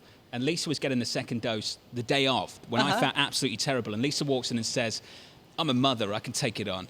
And I looked at her, I was like, okay. Like, I didn't say anything. All right. And then literally 24 hours later, Lisa, how did you feel after the second dose? Actually, during the show, I started to get the chills and I started shrinking down, and maybe John won't notice. Anyway, save me, John. You get through it. Mark McCormick joining us now, TD Bank Global Head of FX Strategy. Mark, good to catch up, sir. I want to talk about euro dollar, the range we've been in over the last 4 months, how the story's evolved, and ultimately what you're looking for now. Yeah, it's been an interesting story because it's one where the euro peaked basically to start the year. I think a lot of it then had to do with the outperformance of the U.S. economy, U.S. exceptionalism, U.S. opening up, the vaccine story. All those things were not in the price basically when we came through. We looked at a short euro trade in December. And what we're starting to see now is, again, quite interesting because April was a reversal of some of these themes. It was very pro-reflation. It was very good for commodities.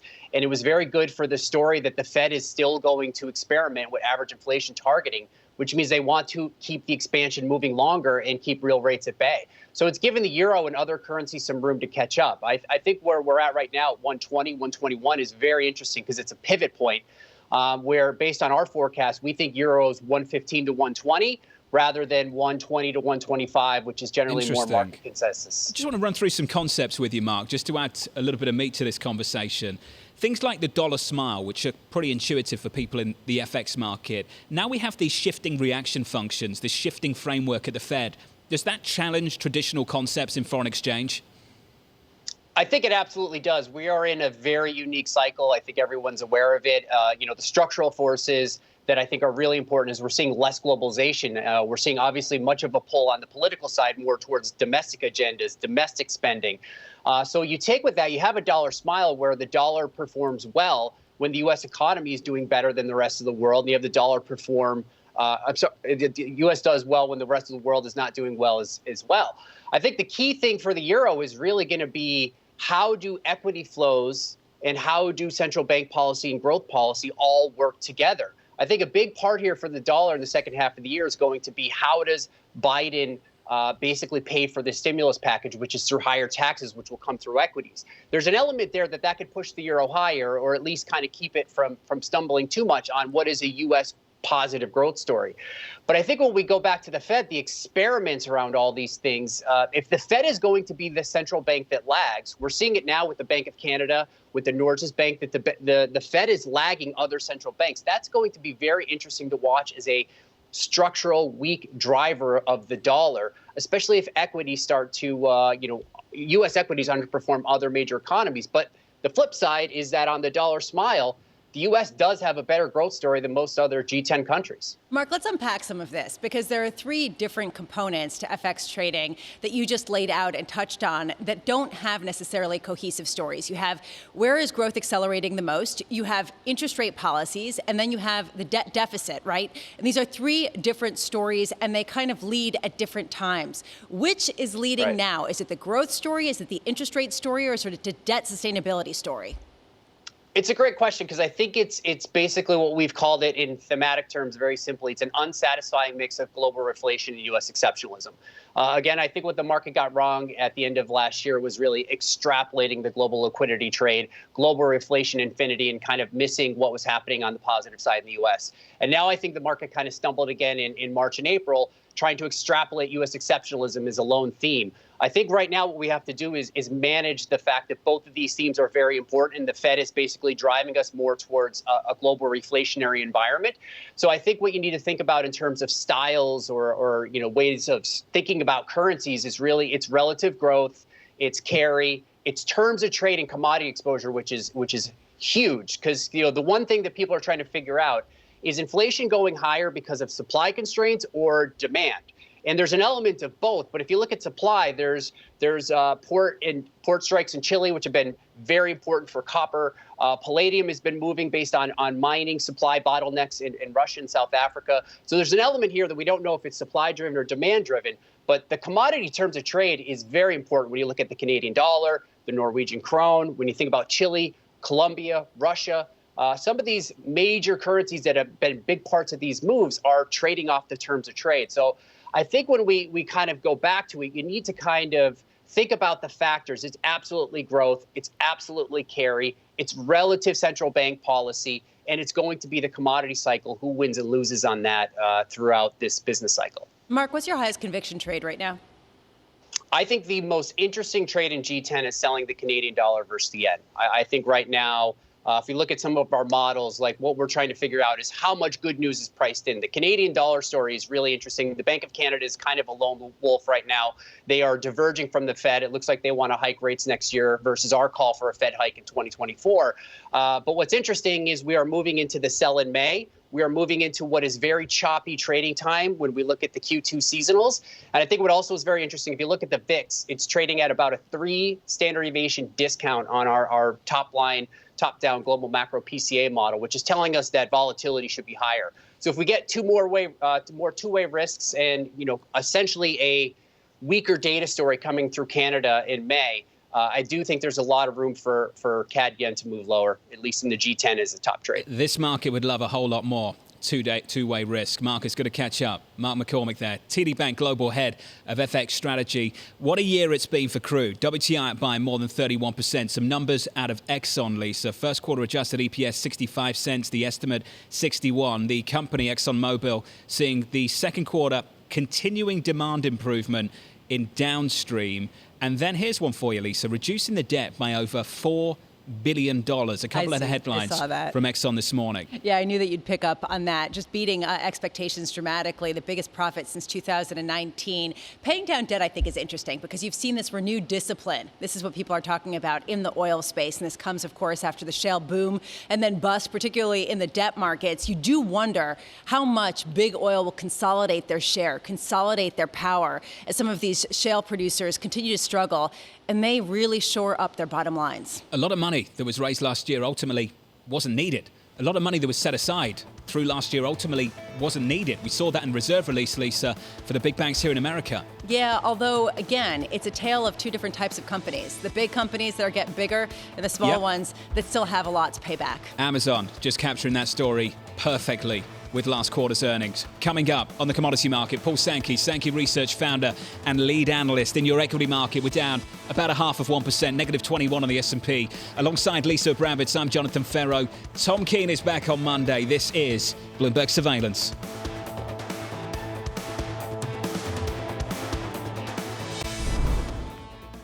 With the First Word News, I'm Rishka Gupta. In Israel, a stampede at a Jewish religious festival earlier today killed at least 44 people and left 150 hospitalized. It's one of the deadliest civilian disasters in Israel's history. The crowd was estimated at 100,000 people, mostly ultra-Orthodox Jews.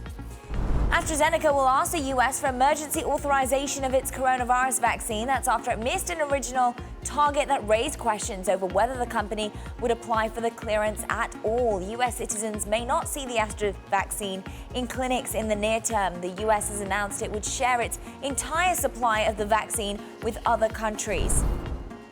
In Florida, Republicans in the legislature have voted to impose a number of restrictions on voting. That adds to the national push by Republican lawmakers to make it more difficult to vote. Florida has been a crucial battleground state. Donald Trump won the state by more than 3 percentage points in November. And Nestle is expanding. In a segment, the company entered under the 5-year watch of CEO Mark Schneider. It's agreed to buy vitamin maker Bountiful for a little under $5.8 billion. KKR has been planning an IPO valuing Bountiful at more than $6 billion. The Nestle deal means that there won't be a public offering. And HSBC is becoming the latest global bank to address burnout amongst its staff. According to a memo seen by Bloomberg, HSBC's global banking unit will raise fixed pay for junior investment bankers in key hubs and hire more of them to share the workload. The British bank also will shorten the time needed for some associates to become vice presidents. Global news 24 hours a day on air and on Bloomberg Quick Take. I'm Rishka Gupta. This is Bloomberg.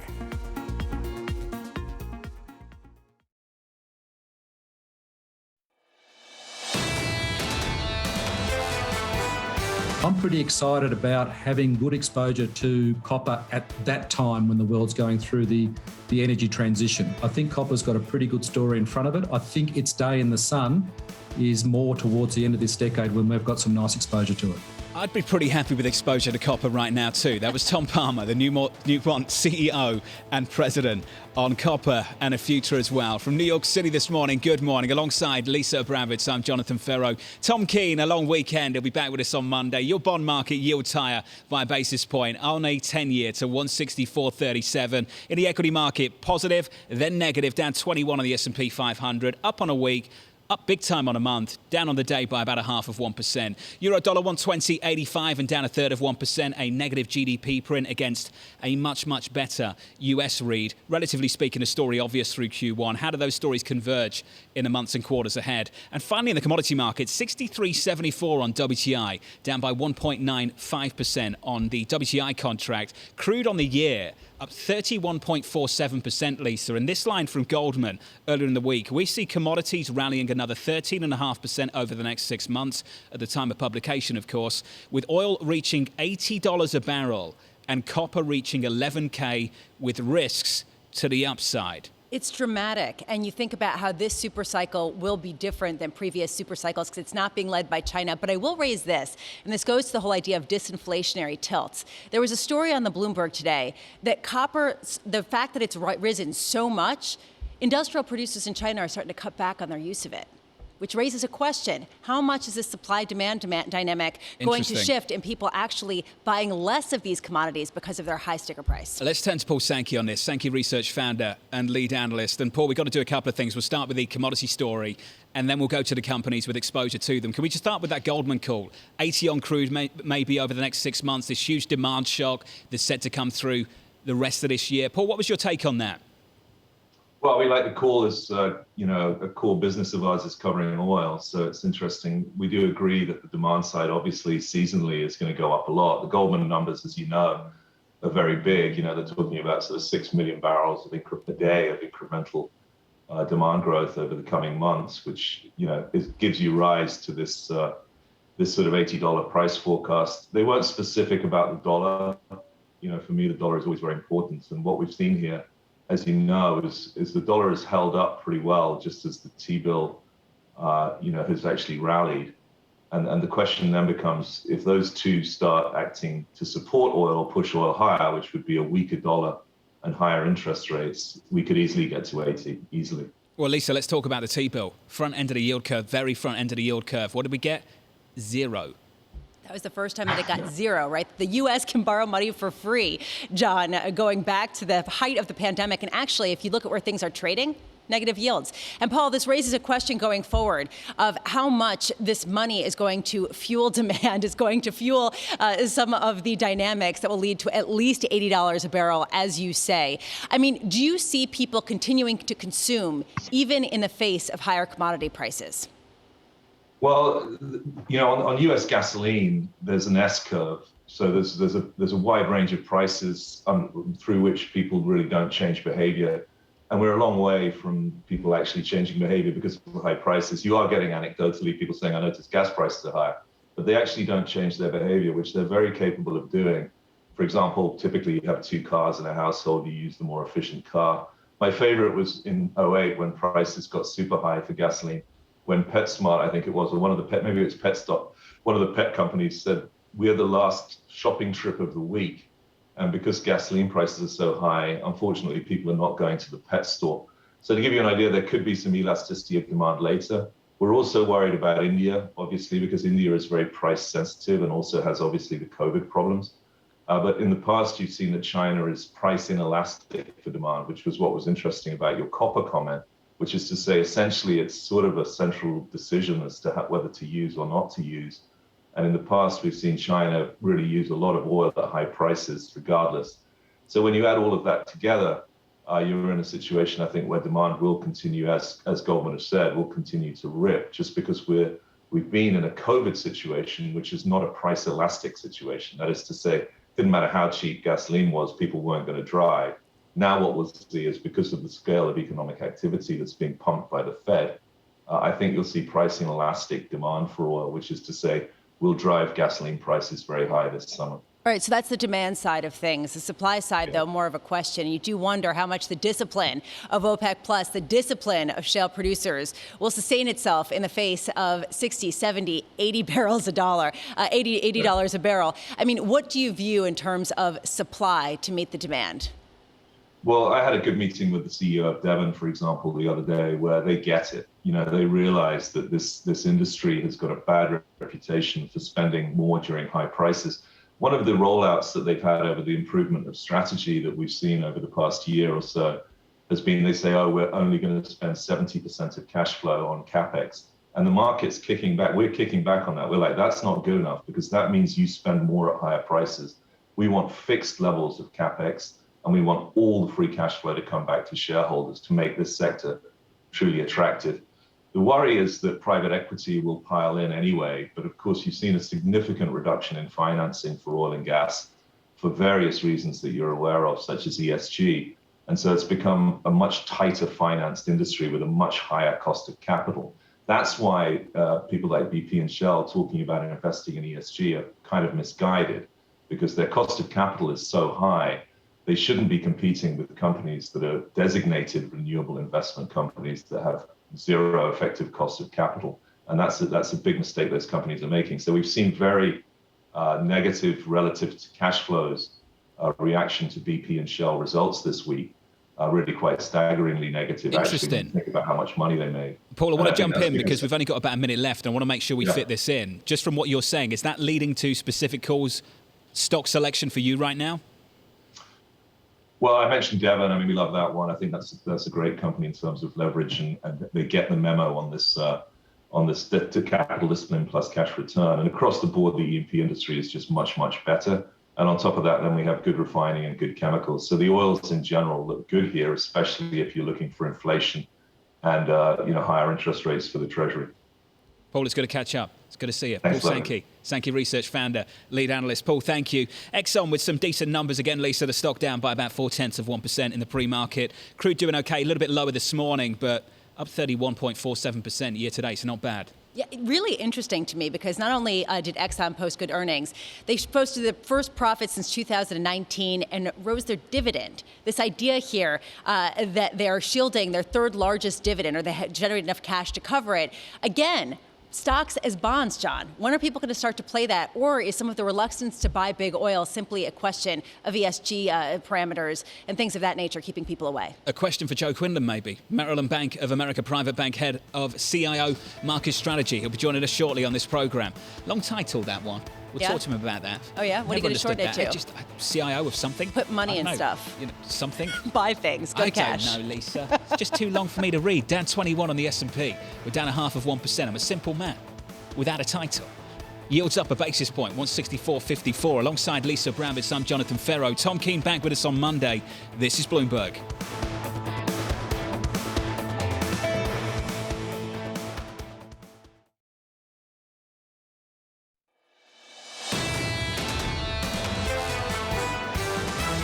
The only real surprise for me this earnings season so far is the magnitude of the beats. We know this economic data is great. This is all reopening, fiscal stimulus. Well, how much does behavior change? Whether you're growing at 9% or whether you're growing at 6%, let's face it, the labor market, I think, is going to remain very strong for at least the next few quarters. I think we're in the third inning of a continuous economic cycle that will continue to bear fruit. So I don't think this is sort of peak growth. Where does this thing peak out?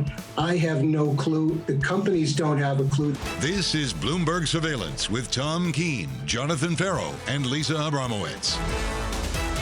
Getting you to the weekend from New York City for our audience worldwide. Good morning, good morning. This is Bloomberg Surveillance live on TV and radio. Alongside Lisa Abramowicz, I'm Jonathan Ferro. Tom Keene back with us on Monday. Your equity market, slight declines on the S&P 500, pulling back from all-time highs. We've spent this morning, the week, talking about big beats. And the big beats, Lisa, continue. Yeah, although I do wonder whether the rest of the people on Wall Street have the same attitude that you do, which is just get to the weekend. It is the weekend, and I know that that's how you started every Friday, but I do wonder if that's the feeling, if there is a level of exhaustion, especially with the magnitude of beats and just the shrug, the fact that we're just sort of range-bound here, given the incredible numbers that we've seen posted, particularly out of big tech. We saw this in the bond market, though, a couple of weeks ago. We had a higher-than-expected CPI print, bond market rallied. Higher-than-expected retail sales print, bond market rallied. Now we're seeing it in the equity market. Big earnings from the big players, the big weightings on the S&P 500. No big moves. There is a question, though, embedded in some of the price action for this month, and we are coming to the month end of April, which is, has the cyclical trade faded? Has this idea of the rotation into small cap stocks really faded, or is this just a pause, a reset as people recalibrate ahead of a true reopening? We could see that the Russell 2000 up less than 2% so far this month versus a nearly 5% gain, as you've been talking about on the S&P 500. So I would say the simple trade has faded. Now, what I mean by that, and I get really frustrated when people talk about the easy money has been made. I don't think you ever make easy money in a market, but I think you can make very simple money from simple approaches. And what I mean by that is when you think there's going to be a cyclical upswing, buy the cyclicals, buy the sector, factor investing. This time around, Lisa, I think things are way more nuanced. If you look within sectors right now, let's talk about ad spend. Yeah. Great at Amazon, great at Facebook, bad at Twitter. Elsewhere, what did we have? Huge pull forward last year. Was the payback? Not at Amazon, didn't see that, but certainly saw it at Pinterest and maybe saw it at Netflix too. Execution risk, some companies are really struggling with that, other companies aren't. It's getting way more nuanced, so maybe the simple part of this cyclical trade has faded. Would you say idiosyncratic? Or maybe I don't know about that. I think execution. I prefer the word execution. Do you think that I should be the official correspondent for the right-hand podium on surveillance? You can be. What does that mean? I'm just trying to come up with a good title. For your podium? Yes, do you think? Think it works or not so much? I think it would get pretty confusing. All right, as how the about weeks that progress. price action? I'm going to do that. I think I know where you're going. I'm going to get there in a second. Your equity market down 21 on the S&P 500, pulling back from all-time highs, pulling back from record highs on the S&P 500. I know we're talking about a market that hasn't responded to better numbers. When we're doing that, we're talking about Apple not responding. Alphabet did. We're talking about Amazon not responding in a big way. Other companies have. But for the broader market this week, it's been a slight lift. The S&P 500, 41.82. Over the month, though, it's been a really decent month of gains, up by more than 6% coming into Friday's session. In yields, up about a basis point, a 10-year to 164.19. In the FX market, euro dollar 120.82. And now I'll turn to what I think Lisa is getting at, which is confusing titles. I don't have one. Joe Quinlan does. Maryland Bank of America Private Bank Head of CIO Market Strategy. I got that out all at once, Joe. You'll be proud of me. Let's talk about this market and how we're responding to data points. The bond market rallied on good data. This equity market's not had a big lift this week on great earnings. What do you take away from that, Joe? I take away, John and Lisa, what you were talking about, a little bit baked into the cake, so we've got we're up, S&P's up, say, around 12% year to date. So some of these companies really knocked the ball out of the park, but they kind of hanging in there, like at Apple, like you talked about. Others goes back to that execution. So I really think that the bias is upwards, but we get these pauses. We've not seen in the S&P 500 a 5% pullback or more in over 6 months. So it's quite remarkable in that sense. They come and go, you reset. So I think the numbers are coming in better than expected. It's execution, and then we roll in this, and I think more cyclicals and materials, and that story continues to play out. We're resetting on the south side as well, Joe. Just want to bring you some numbers. When we came into 2021, two banks had price targets. Two banks that I can think of had price targets north of where we are now. JP Morgan was at 4,400. Goldman Sachs was at 43. Jonathan Golub, Credit Suisse, has just upgraded from 43 to 4,600 on the S&P 500. That's the price target boost on the S&P from Jonathan Golub and the Credit Suisse team this morning. So, Joe, I asked a simple question this morning. When you look at the data this week, I think we all understand the response so far in the equity market, but for you on how it sets us up for the year ahead, does it validate current valuations or justify further gains? I think it does justify further gains because everything is happening at warp speed. The decline that we saw a year ago coming out of the hole, companies executing, moving remotely, and also overlay just the big government spending. I think that kind of has blown a lot of people away, that how much we're spending, and it's working. It's backstopping small businesses, households. So I do think this economy is very resilient, and now it's working with the private sector and the public sector. So when you put those two together, feels to me like a mixed economy. And I'm a free market guy, but a mixed economy, that's going to be a significant lift to growth in these new industries, whether it's 5G, renewable energies. That's where we're going, and I think that's what the market is sensing. I got to say, John, Tom Keene has gotten into my head so much, John. That's that not as, good. I know that What's as he Joe saying? is talking about, 5%, we haven't seen a 5% pullback in the past 6 months. I think go to cash, go to cash, go to cash. Anyway, I will say, Joe, there is a question going forward. You're talking about big spending. How much of these big spending plans have actually been priced in? In other words, how much of the $4 trillion in fiscal support that Joe Biden has put out there in social programs have actually been accounted for in stock markets?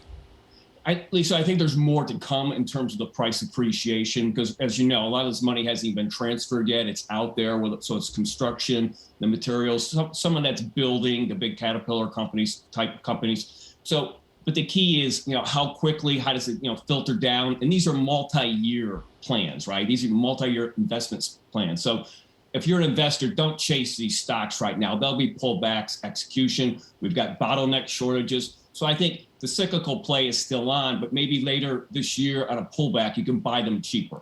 Joe, just going to cut in with a little bit more detail from the team at Credit Suisse on this upgrade on the S&P 500. We are raising our 2021 S&P 500 price target of 4,600 from 4,300, representing 9.2% upside from current levels and 22.5% for the year. Couple of bullet points, Lisa. Red hot economy fueling earnings, strongest revisions and surprises ever. 22% for the year. Joe, the idea of a double-digit year, yet another one after people thought, it's going to be mid to upper single digits. How long can we continue with this? I mean, basically, this would be the third consecutive double-digit return for the S&P 500. Well, Lisa, it's a good point, because I think Jonathan's pulling forward some of that earnings that we might have saw in 22.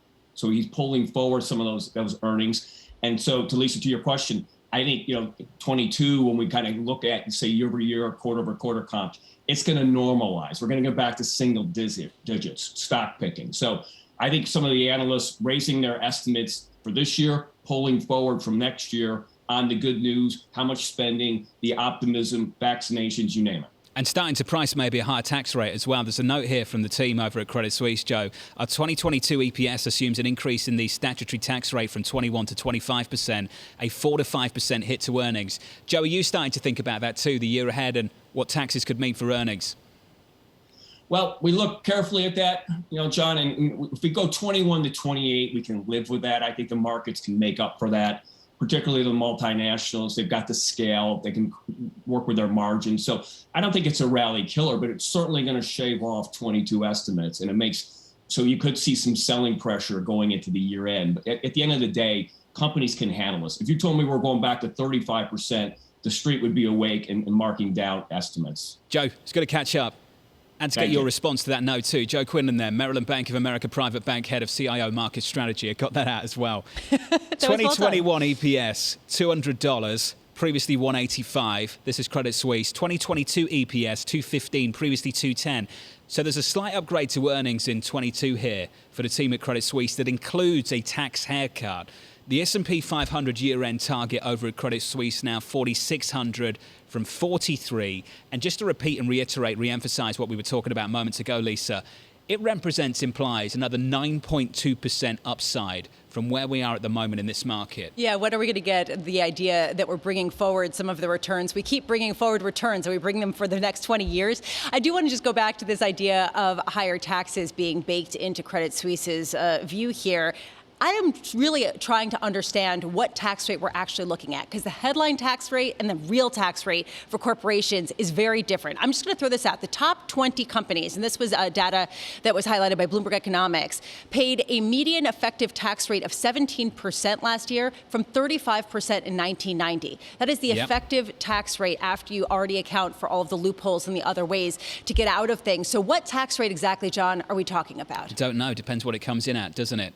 And the effective tax rate, I mean, let's be honest, if the actual tax rate comes up, Lisa, the effective tax rate will come up, not necessarily to the number, but you've got to bake that in. Although Bloomberg Economics was taking a look at that after Trump cut the taxes, their tax rate didn't go down all that much because they already were so much lower than the headline number. So it's very difficult to parse this out, which is a reason why Totally I know agree. I sound like a broken record when I keep saying, why isn't there more of a discussion around actually having a tax rate that coheres with reality? No, Lisa, I totally agree with you. And I don't think it's as simple as reverse engineering what happened last time around. I've talked to a lot of analysts about that too. They're all grappling with the same thing. Just to add a little bit more clarity, some colour to this call, consensus GDP forecast call for 6.3% real growth in 21, 8.6% nominal, the fastest pace in nearly 4 decades. Here's a nice little tidbit for you, a stat, Lisa. Every 1% improvement in nominal GDP translates to a 2.5% to 3% gain in S&P 500 revenues. Go to cash. I just keep hearing it over and over again. How's that worked out? Yeah, exactly. I wonder if he's listening today. He's taking Equities a day off. pulling back from all-time highs. Jonathan Golub, Credit Suisse, now looking for 4,600 on the S&P 500 year-end, an upgrade from 43, right now 41.83. From New York City, this is Bloomberg Surveillance.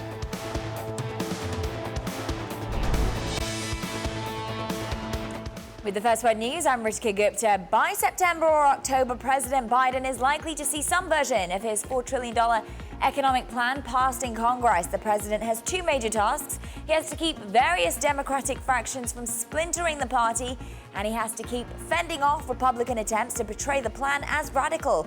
Democrats can use Senate rules to bypass Republican opposition to most of the plan. And more fallout from the latest tensions between the U.S. and Russia. The U.S. Embassy in Moscow says it will slash visa and consular services following a Russian ban on hiring local staff. The embassy says services will reduce to a minimum. Russia imposed the new limits after the U.S. announced new sanctions and expelled 10 Russian diplomats. The euro area economy slid into a double-dip recession at the start of the year. Strict coronavirus lockdowns kept businesses closed and consumers were reluctant to spend. Output in the 19-nation euro area was down 0.6% in the first quarter. It fell nearly 3 times that rate in Germany. Meanwhile, the U.S. posted annualized growth of 6.4%. ExxonMobil rebounded to its first quarterly profit since 2019. Rising oil and gas prices should help restore investor faith. It can cover the 3rd largest dividend in the S&P 500. Meanwhile, Chevron generated the most free cash flow since the pandemic, $3.4 billion. That was enough to cover its recently raised dividend, but Chevron's refining division earned just $5 million versus more than $1 billion a year ago. Global news 24 hours a day on air and on Bloomberg Quick Take, powered by more than 2,700 journalists and analysts in more than 120 countries. I'm Ritika Gupta. This is Bloomberg.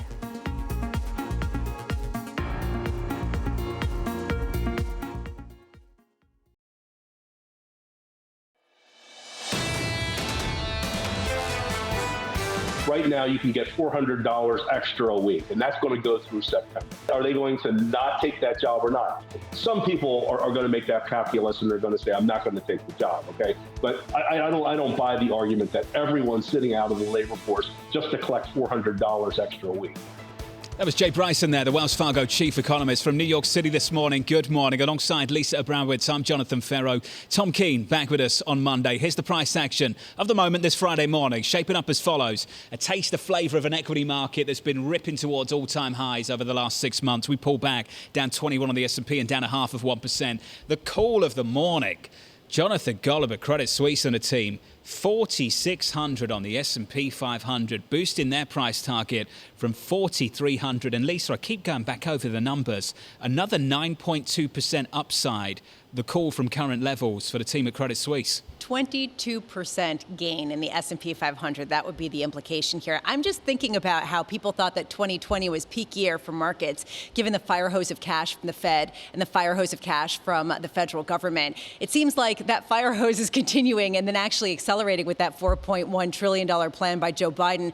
Question is, how much will actually get into the market? Yeah, and they've upgraded their earnings forecast for next year too. 2022 EPS, 215, previously 210, including a tax haircut. To Lisa's point, though, I think this is what we're all grappling with right now, going into the year ahead and the year after that. What can actually get done in Washington, D.C. right now? All the big numbers we've heard about, proposals, plans, the start of negotiations? Where does it end up? Let's bring in Michael Zezas, Morgan Stanley, head of U.S. Public Policy Research and Municipal Credit Strategy as well. Michael, can we start there? The numbers that you come up with at Morgan Stanley and how on earth you come up with them? Yeah, fair enough. So as you mentioned, you've got about $4 trillion of planned spending over a 10-year time frame. And all we simply do is when we break down the components of that, we try and count the votes that are out there in the Senate and the House of Representatives to support it. And in short, I think almost all of that spending is pretty viable. It's really the taxes that we think aren't viable, at least all of the taxes. So by our estimate, there's probably only about $1.8 trillion or so of tax increases that are viable, including some corporate taxes, some personal income taxes. So you're left with the deficit, which we actually don't think is particularly problematic or is probably what's ultimately going to bridge the gap here.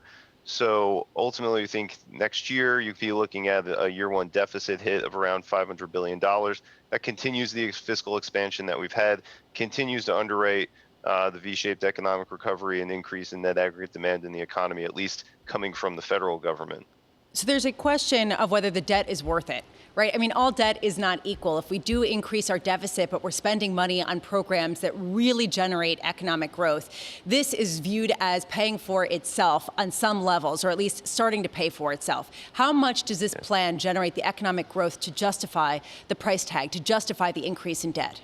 Yeah, and listen, obviously the administration is obviously taking this angle as well. I think one important thing to note is that these plans are presented as paid for in part because the administration is assuming that the taxes will continue over a 15-year period, that the spending all happens within an 8-year period, right? So that there is some payback effect from economic growth of that spending in early years. I think the way to think about it is obviously, one, if you're spending more than you're taking in terms of the GDP equation, that's net additive, at least in the short term. But then two, the way our economists think about it is that if the money is being put to infrastructure and is sort of being downstream to lower and middle income cohorts, that's a higher marginal propensity to consume. At the same time, the taxes are taking money away from lower marginal propensity to consume cohorts. All of that should be net additive to GDP. Which raises a question about how to pay for this and whether foreign investors will see this and actually go into the dollar or whether they will withdraw from the dollar, thinking that inflation is going to pick up, because if you have people with a higher propensity of spending and they're spending more, that definitely is a recipe for inflation. How concerned are you about borrowing costs increasing materially without the Fed expanding its balance sheet ad infinitum? Yeah, well, I think the way to think about it is inflation is the pay for at the end of the day. Deficit expansion to bridge the gap between what Democrats can raise in terms of taxes versus spend, that effectively translates to higher inflation pressure. So I think the next big question for markets then is, how is the U.S. going to deal with that inflation pressure? What is the Fed's reaction function? Ultimately, our economists think that over the next 12 to 18 months, there's enough economic slack right now that you're not going to see this translate into the types of inflation pressure that, beyond a further bear steepening of the yield curve and some modest margin pressure that could maybe move the equity market sideways, that this isn't a particularly problematic fiscal effort. However, we have to watch that closely and watch the Fed's reaction function, because if there's some notion that the Fed's becoming more permissive on inflation than they previously had, or that they've already signaled via, for example, their average inflation targeting plan, then you could see quite a bit more volatility. Michael, you wear two hats. You run public policy and the research over at Morgan Stanley. You also look over municipal credit research as well. I just wonder how you're tying those stories together right now. Well, I think the easiest tie is that the federal government really came in through the last few fiscal packages and downstreamed a lot of aid to municipal governments, frankly, more than we think they needed to hit their prior revenue baseline.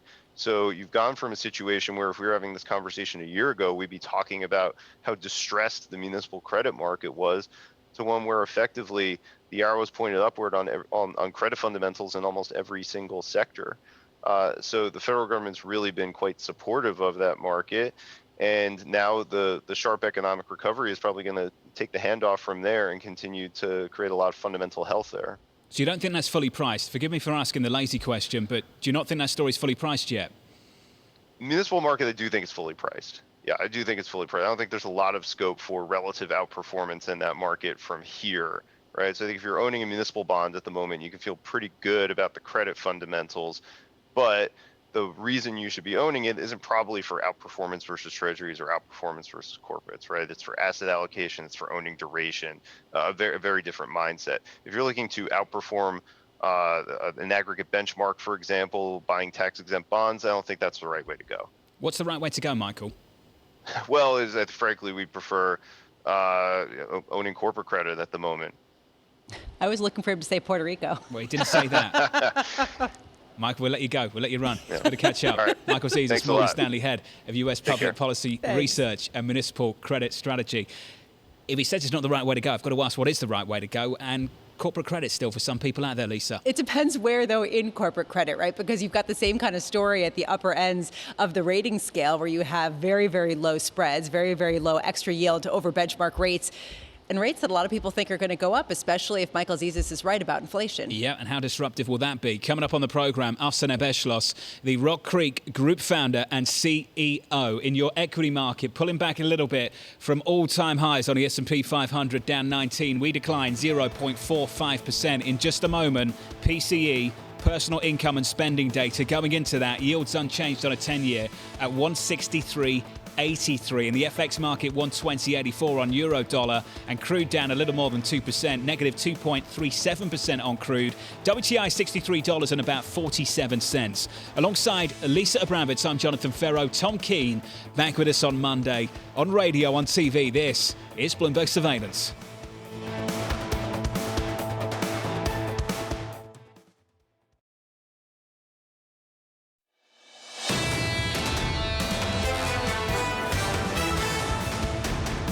I've always said the commercial breaks are better than the program itself. I won't share any of it with Thank you. you. In your equity market right now on the S&P 500, futures down 19 on the S&P. We declined by 0.4%. Yields unchanged at 164 on 10s. Euro dollar down about 1/3% at 120.83. And in the commodity market, 63.49 on crude. We're down about 2.3%. Getting some economic data in the United States of America, it means one thing. We bring in Michael McKee for more. Morning, Mike. Good morning, John. Well, we are seeing the effect of the stimmies. The personal income numbers come in extraordinarily high, up 21.1% for the month of March. We all got our checks. Well, not all of us. Some of us got checks. Some of us didn't. But those who did got a lot, and it really pushed up incomes. Now, this is going to be a kind of interesting story because we know that this is driven by the government's generosity, and so next month we're probably going to see a decline. So it's going to take a couple months to get a good reading on personal income. Spending up 4.2%. Last month it was down 8%. So just overall, we're looking at better numbers because of the stimulus spending. The real personal spending, which is inflation adjusted, up 3.6%. The number that a lot of people are watching for because they want to see what the Fed is going to do with it is the PCE index, and that is up by 0.5% on the month, which pushes the PCE year-over-year number to 2.3%. Now, remember, the Fed was looking for it to go over 2%, and they want it to be in the 2.3 to 2.5 range for a while. The problem there is that's largely driven by food and energy this month. So you look at the core, and it's only up to 1.8%, but it's getting there. It was 1.4% last month. So if that pattern continues, which everyone expects it to do for a couple of months because of the base effects and energy prices, we're going to see the inflation the Fed is looking for, but the question they're asking, of course, is it sustained? One other number out today, the employment cost index up 0.9%. That compares with 0.7% for the fourth quarter. This is a quarterly number, and the breakdown helps the Fed, but it's not as widely followed because it does just represent 3 months. Mike, just to run through the price action off the back of this, equities were lower going into these prints. We stay lower. We're down about 22 on the S&P 500, off by about 0.5%. Yields were elevated by almost a basis point, kind of the same. 164.19, up about a basis point right now. Euro dollar was negative. We stay there, 120.79. I think the question we're all asking, Mike, we've had the stimmies, the so-called stimmies, the checks, the relief from this country, from this administration, and a lot of it's been spent, at least so far in the last round. It has boosted spending in America. We want to understand if it picks up again. This is the latest data from Bank of America they have on their total card spending. Their read, aggregated, increased 20% on a 2-year change for the 7 days ending April 24th. We had another lift coming out of Easter, Mike. How encouraging is that? Well, that's another problem, is trying to adjust for Easter and the time of Easter falls. You sort of take a 2-month average then. But I think the number that's going to really influence thinking about that is this personal savings rate, because not only did we get a lot of money and spend a lot of money, but we put a lot in the bank, up to 27.6% right now. So the good news there is people still have cash in the bank that they can spend in the months going forward, even if they don't have a stimulus check. Just real quick, Mike, when you look at some of the details between the PCE deflator, the fact that the key aspect that the Fed looks at that excludes energy, that excludes food from it, is rising more than people expected, at least if you look at a month-over-month basis. What are the aspects contributing to this? Well, it's basically, when you look at the headline, it's energy is the biggest involved, the biggest issue involved. But we are seeing some general price increases in areas in which there are shortages. And it's kind of funny because this chip shortage is rippling throughout the economy because so many things are made with microchips now. And that's kind of the thing you trace back a lot of the core to, is the inability of manufacturers to get what they need. Also, a lot of stuff being backed up in shipping and ports, and that's going to be a problem that causes prices to go up but won't last. That'll clear. Mike, it's good to catch up. Michael McKee on the latest data. It's early days, but it's really interesting to get a read on some of this, Lisa, to see the employment cost index come in a little bit hotter at 0.9%. Can we get a lift through the year? Can we get a tighter labour market, and maybe a much, much tighter labour market, tighter than this Federal Reserve expects? Is it, dare I say it, transitory? You can say the T word, TK, somewhere with a drink, playing the game. Cheers, TK. There is a question, though, about the idea of supply chain disruptions and even the chip disruptions. A lot of the car companies are saying that's going to last for years. It could be 2 years before they work through this backlog. So what does transitory really mean? I've asked this question through the week. You have too. Tom has as well. We all have here at Bloomberg. Execution, execution, execution. Can supply meet the demand out there right now? Let's bring in Afsana Beshlos, shall we? Rock Creek Group founder and CEO. Afsana, great to catch up with you. I want to start there. When you look at companies at the moment, are you seeing companies, corporate America, that struggles to meet this demand right now? And if you are, how long do you expect that to persist? Great to be with you, Jonathan and Lisa. What we're seeing at Rock Creek is that we will have short-term issues, as you just alluded to.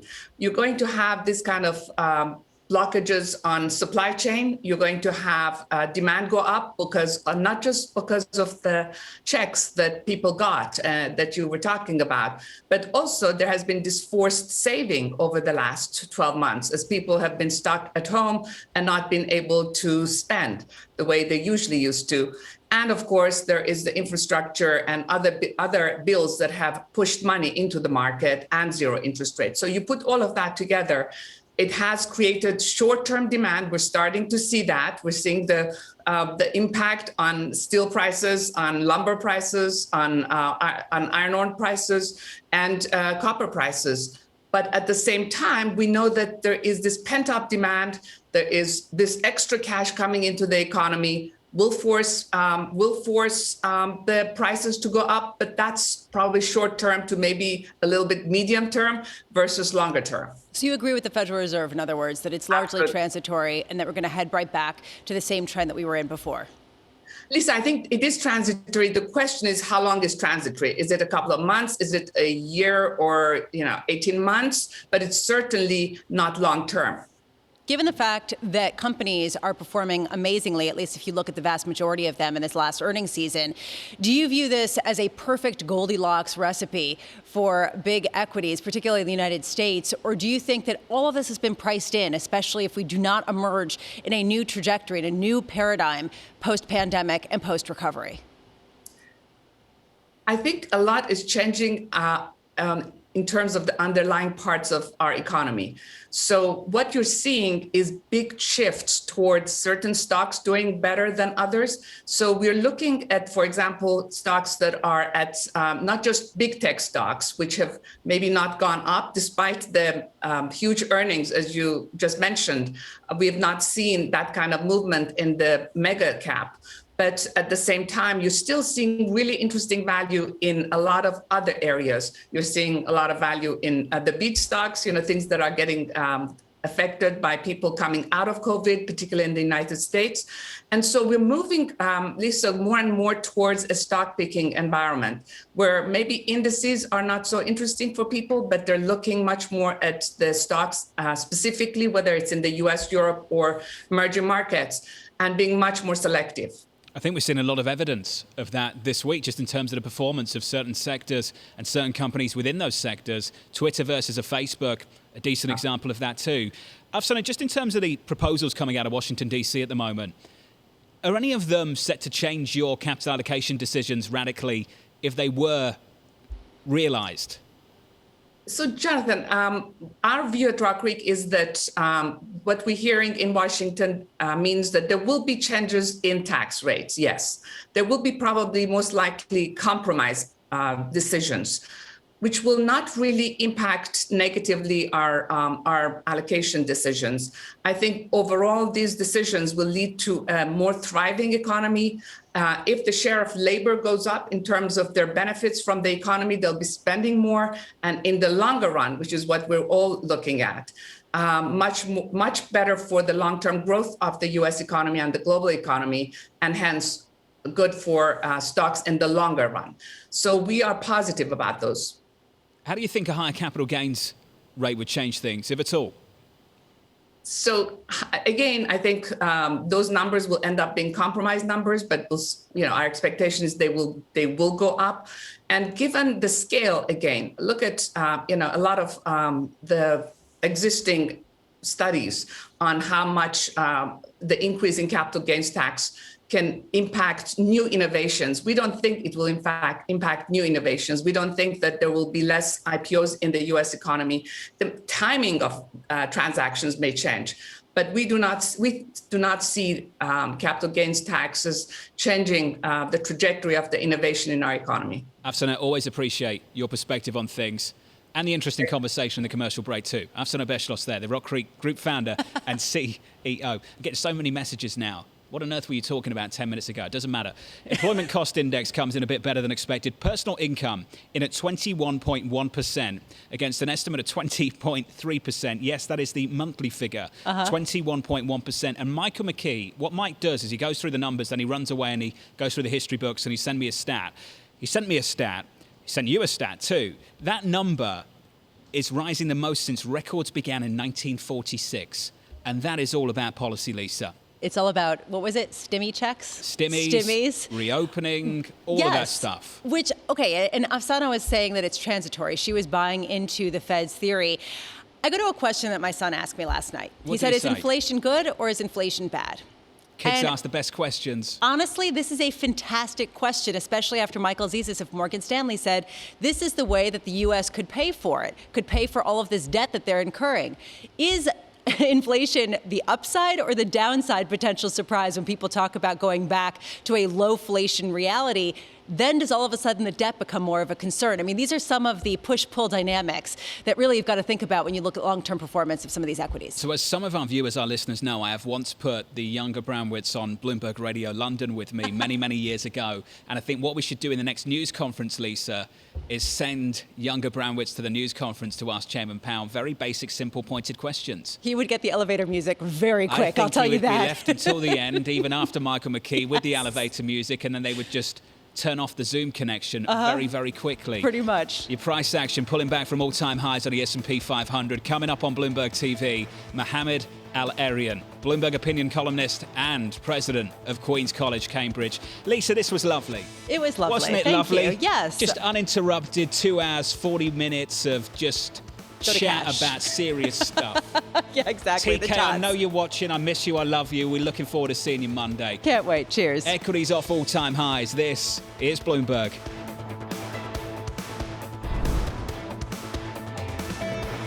With the First Word News, I'm Ritika Gupta. In Israel, a stampede at a Jewish religious festival early today killed at least 44 people and left 150 hospitalized. It's one of the deadliest civilian disasters in Israel's history. The crowd was estimated at 100,000 people, mostly ultra-Orthodox Jews. AstraZeneca will ask the U.S. for emergency authorization of its coronavirus vaccine. That's after it missed an original target that raised questions over whether the company would apply for the clearance at all. U.S. citizens may not see the Astra vaccine in clinics in the near term.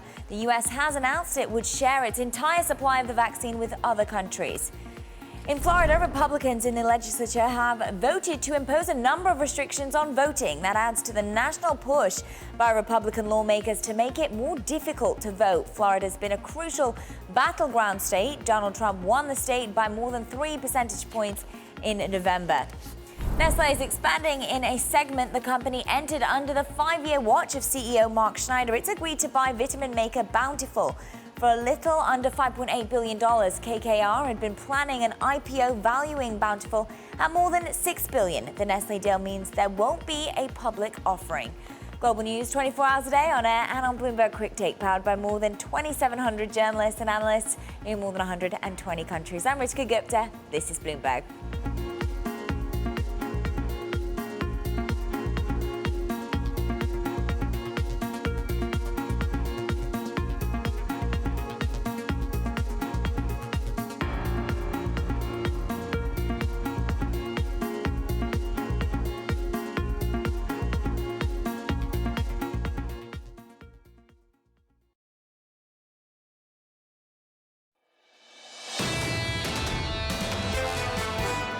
Even in the middle of this very difficult supply chain situation, we continue to generate growth, have a very good guide, and we have line of sight of material improvements in supply for us towards the end of the calendar year.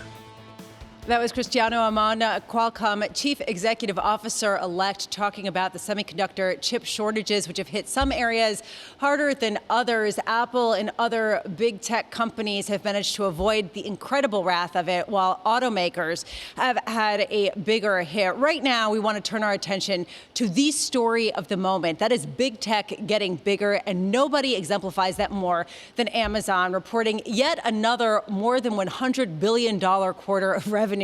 Charting incredible profits, charting incredible growth. The question is, how much of a target does this put on its back? Tom Forte, D.A. Davidson, senior research analyst, joining us now. Tom, the earnings were incredible. Were they too good? They were too good. So clearly, Amazon didn't get the memo that it needed to do a better job to earn less money in the March quarter because, as you pointed out, they're getting, the target on their back just grew magnificently. Well, except that, okay, just to be capitalistic here, yes, they didn't get the memo to not make enough money. People could say, okay, this is just a regulatory world gone amok. Shouldn't you want your dynamic companies to do well? Did they do a poor job of telegraphing how they were going to use that money or how they were going to contribute more to society in a way that could offset some of the regulatory targets? Sure. So to Amazon's credit, they're very smart. They're very shrewd politically. So what they're trying to convey is they're going to raise wages for a large number of their employees. And even though the incremental wage may be not materially higher, 50 cents, $1 an hour higher, collectively, because they're the second largest employer in the U.S. after Walmart, that's another $1 billion of spend to Amazon. And I do think that Amazon also has working in its favor from a political standpoint that they're warmly embracing physical offices. They have hundreds of thousands of square footage in New York, in Boston, in suburban Washington, D.C. They intend to go back to the office.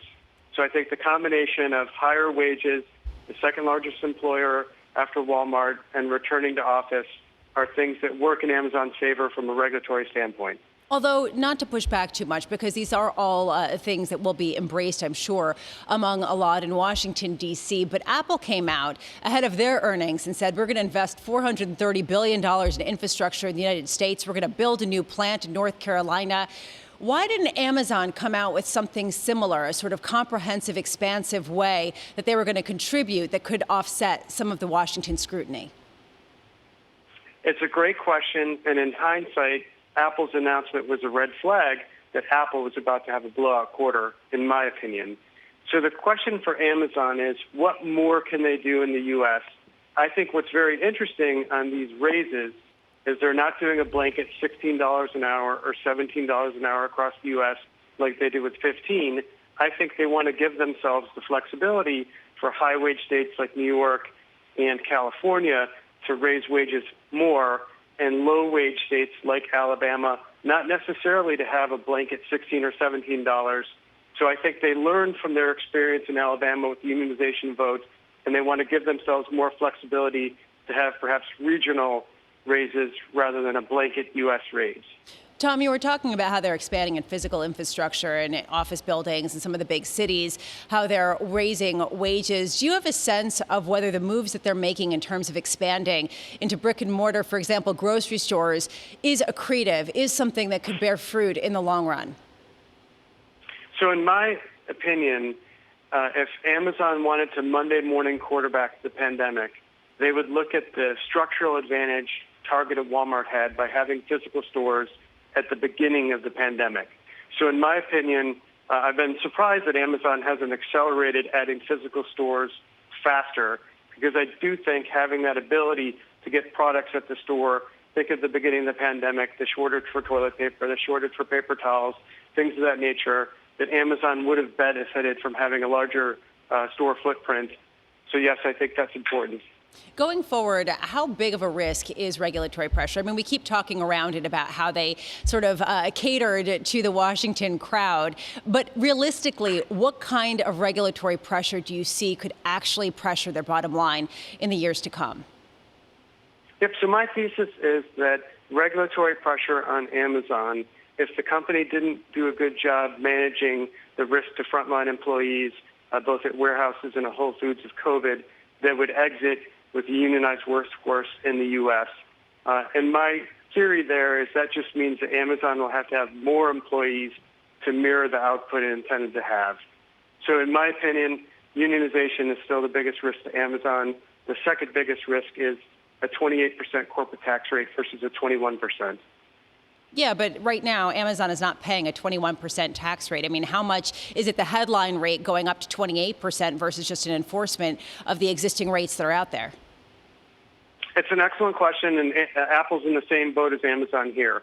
What works in both their favor is they have a large amount of revenue and profitability from overseas efforts that have lower tax rates than the U.S. And then when I compare Amazon versus Apple, Amazon famously had years of investment and losing money, which shields them from taxes to some point for years to come. So yes, I think that you make a good point there that as multinational companies, 28 from 21 is not as big a threat to Amazon and Apple as it may be to a U.S.-only company. Before I let you go, there is also a question about AWS, the cloud computing service that accounts for, I believe, half of their profits, if not more, even though they account for a much smaller subset of actual sales, something like $13 billion of the more than $100 billion of revenue that came in. I'm wondering how much room there is to expand given some of the competitors out there, particularly Microsoft's Azure, that are actually gaining a lot of clout.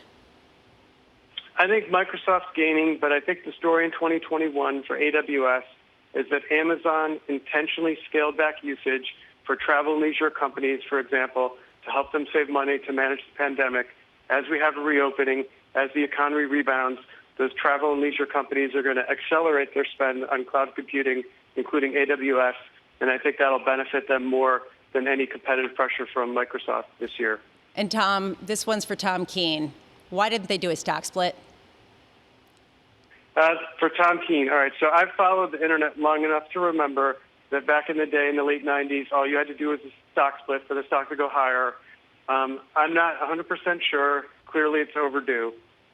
All right. Clearly, it's overdue. Tom Forte, maybe they were just waiting for Tom Keene to come back from his sabbatical, as I'm sure John would say, on Monday in order to do their stock split. Tom Forte, D.A. Davidson, senior research analyst. Thank you so much. Amazon, the juggernaut of the shopping world, the juggernaut of the pre-existing pandemic and post-pandemic economies, as it posted yet another $100 billion plus quarter of revenues. This has been wonderful. What a day of data. Unbelievable personal income. The most most ever that the increase has come out for a month going back in data, going to 1946, 21% gain in personal income. Coming up, we'll get a look at some of the oil majors. Chevron Chief Financial Officer Pierre Breber is going to be joining Bloomberg Television talking about the increase in dividend and the incredible revenues on the heels of higher oil prices. From New York, this is Bloomberg Surveillance.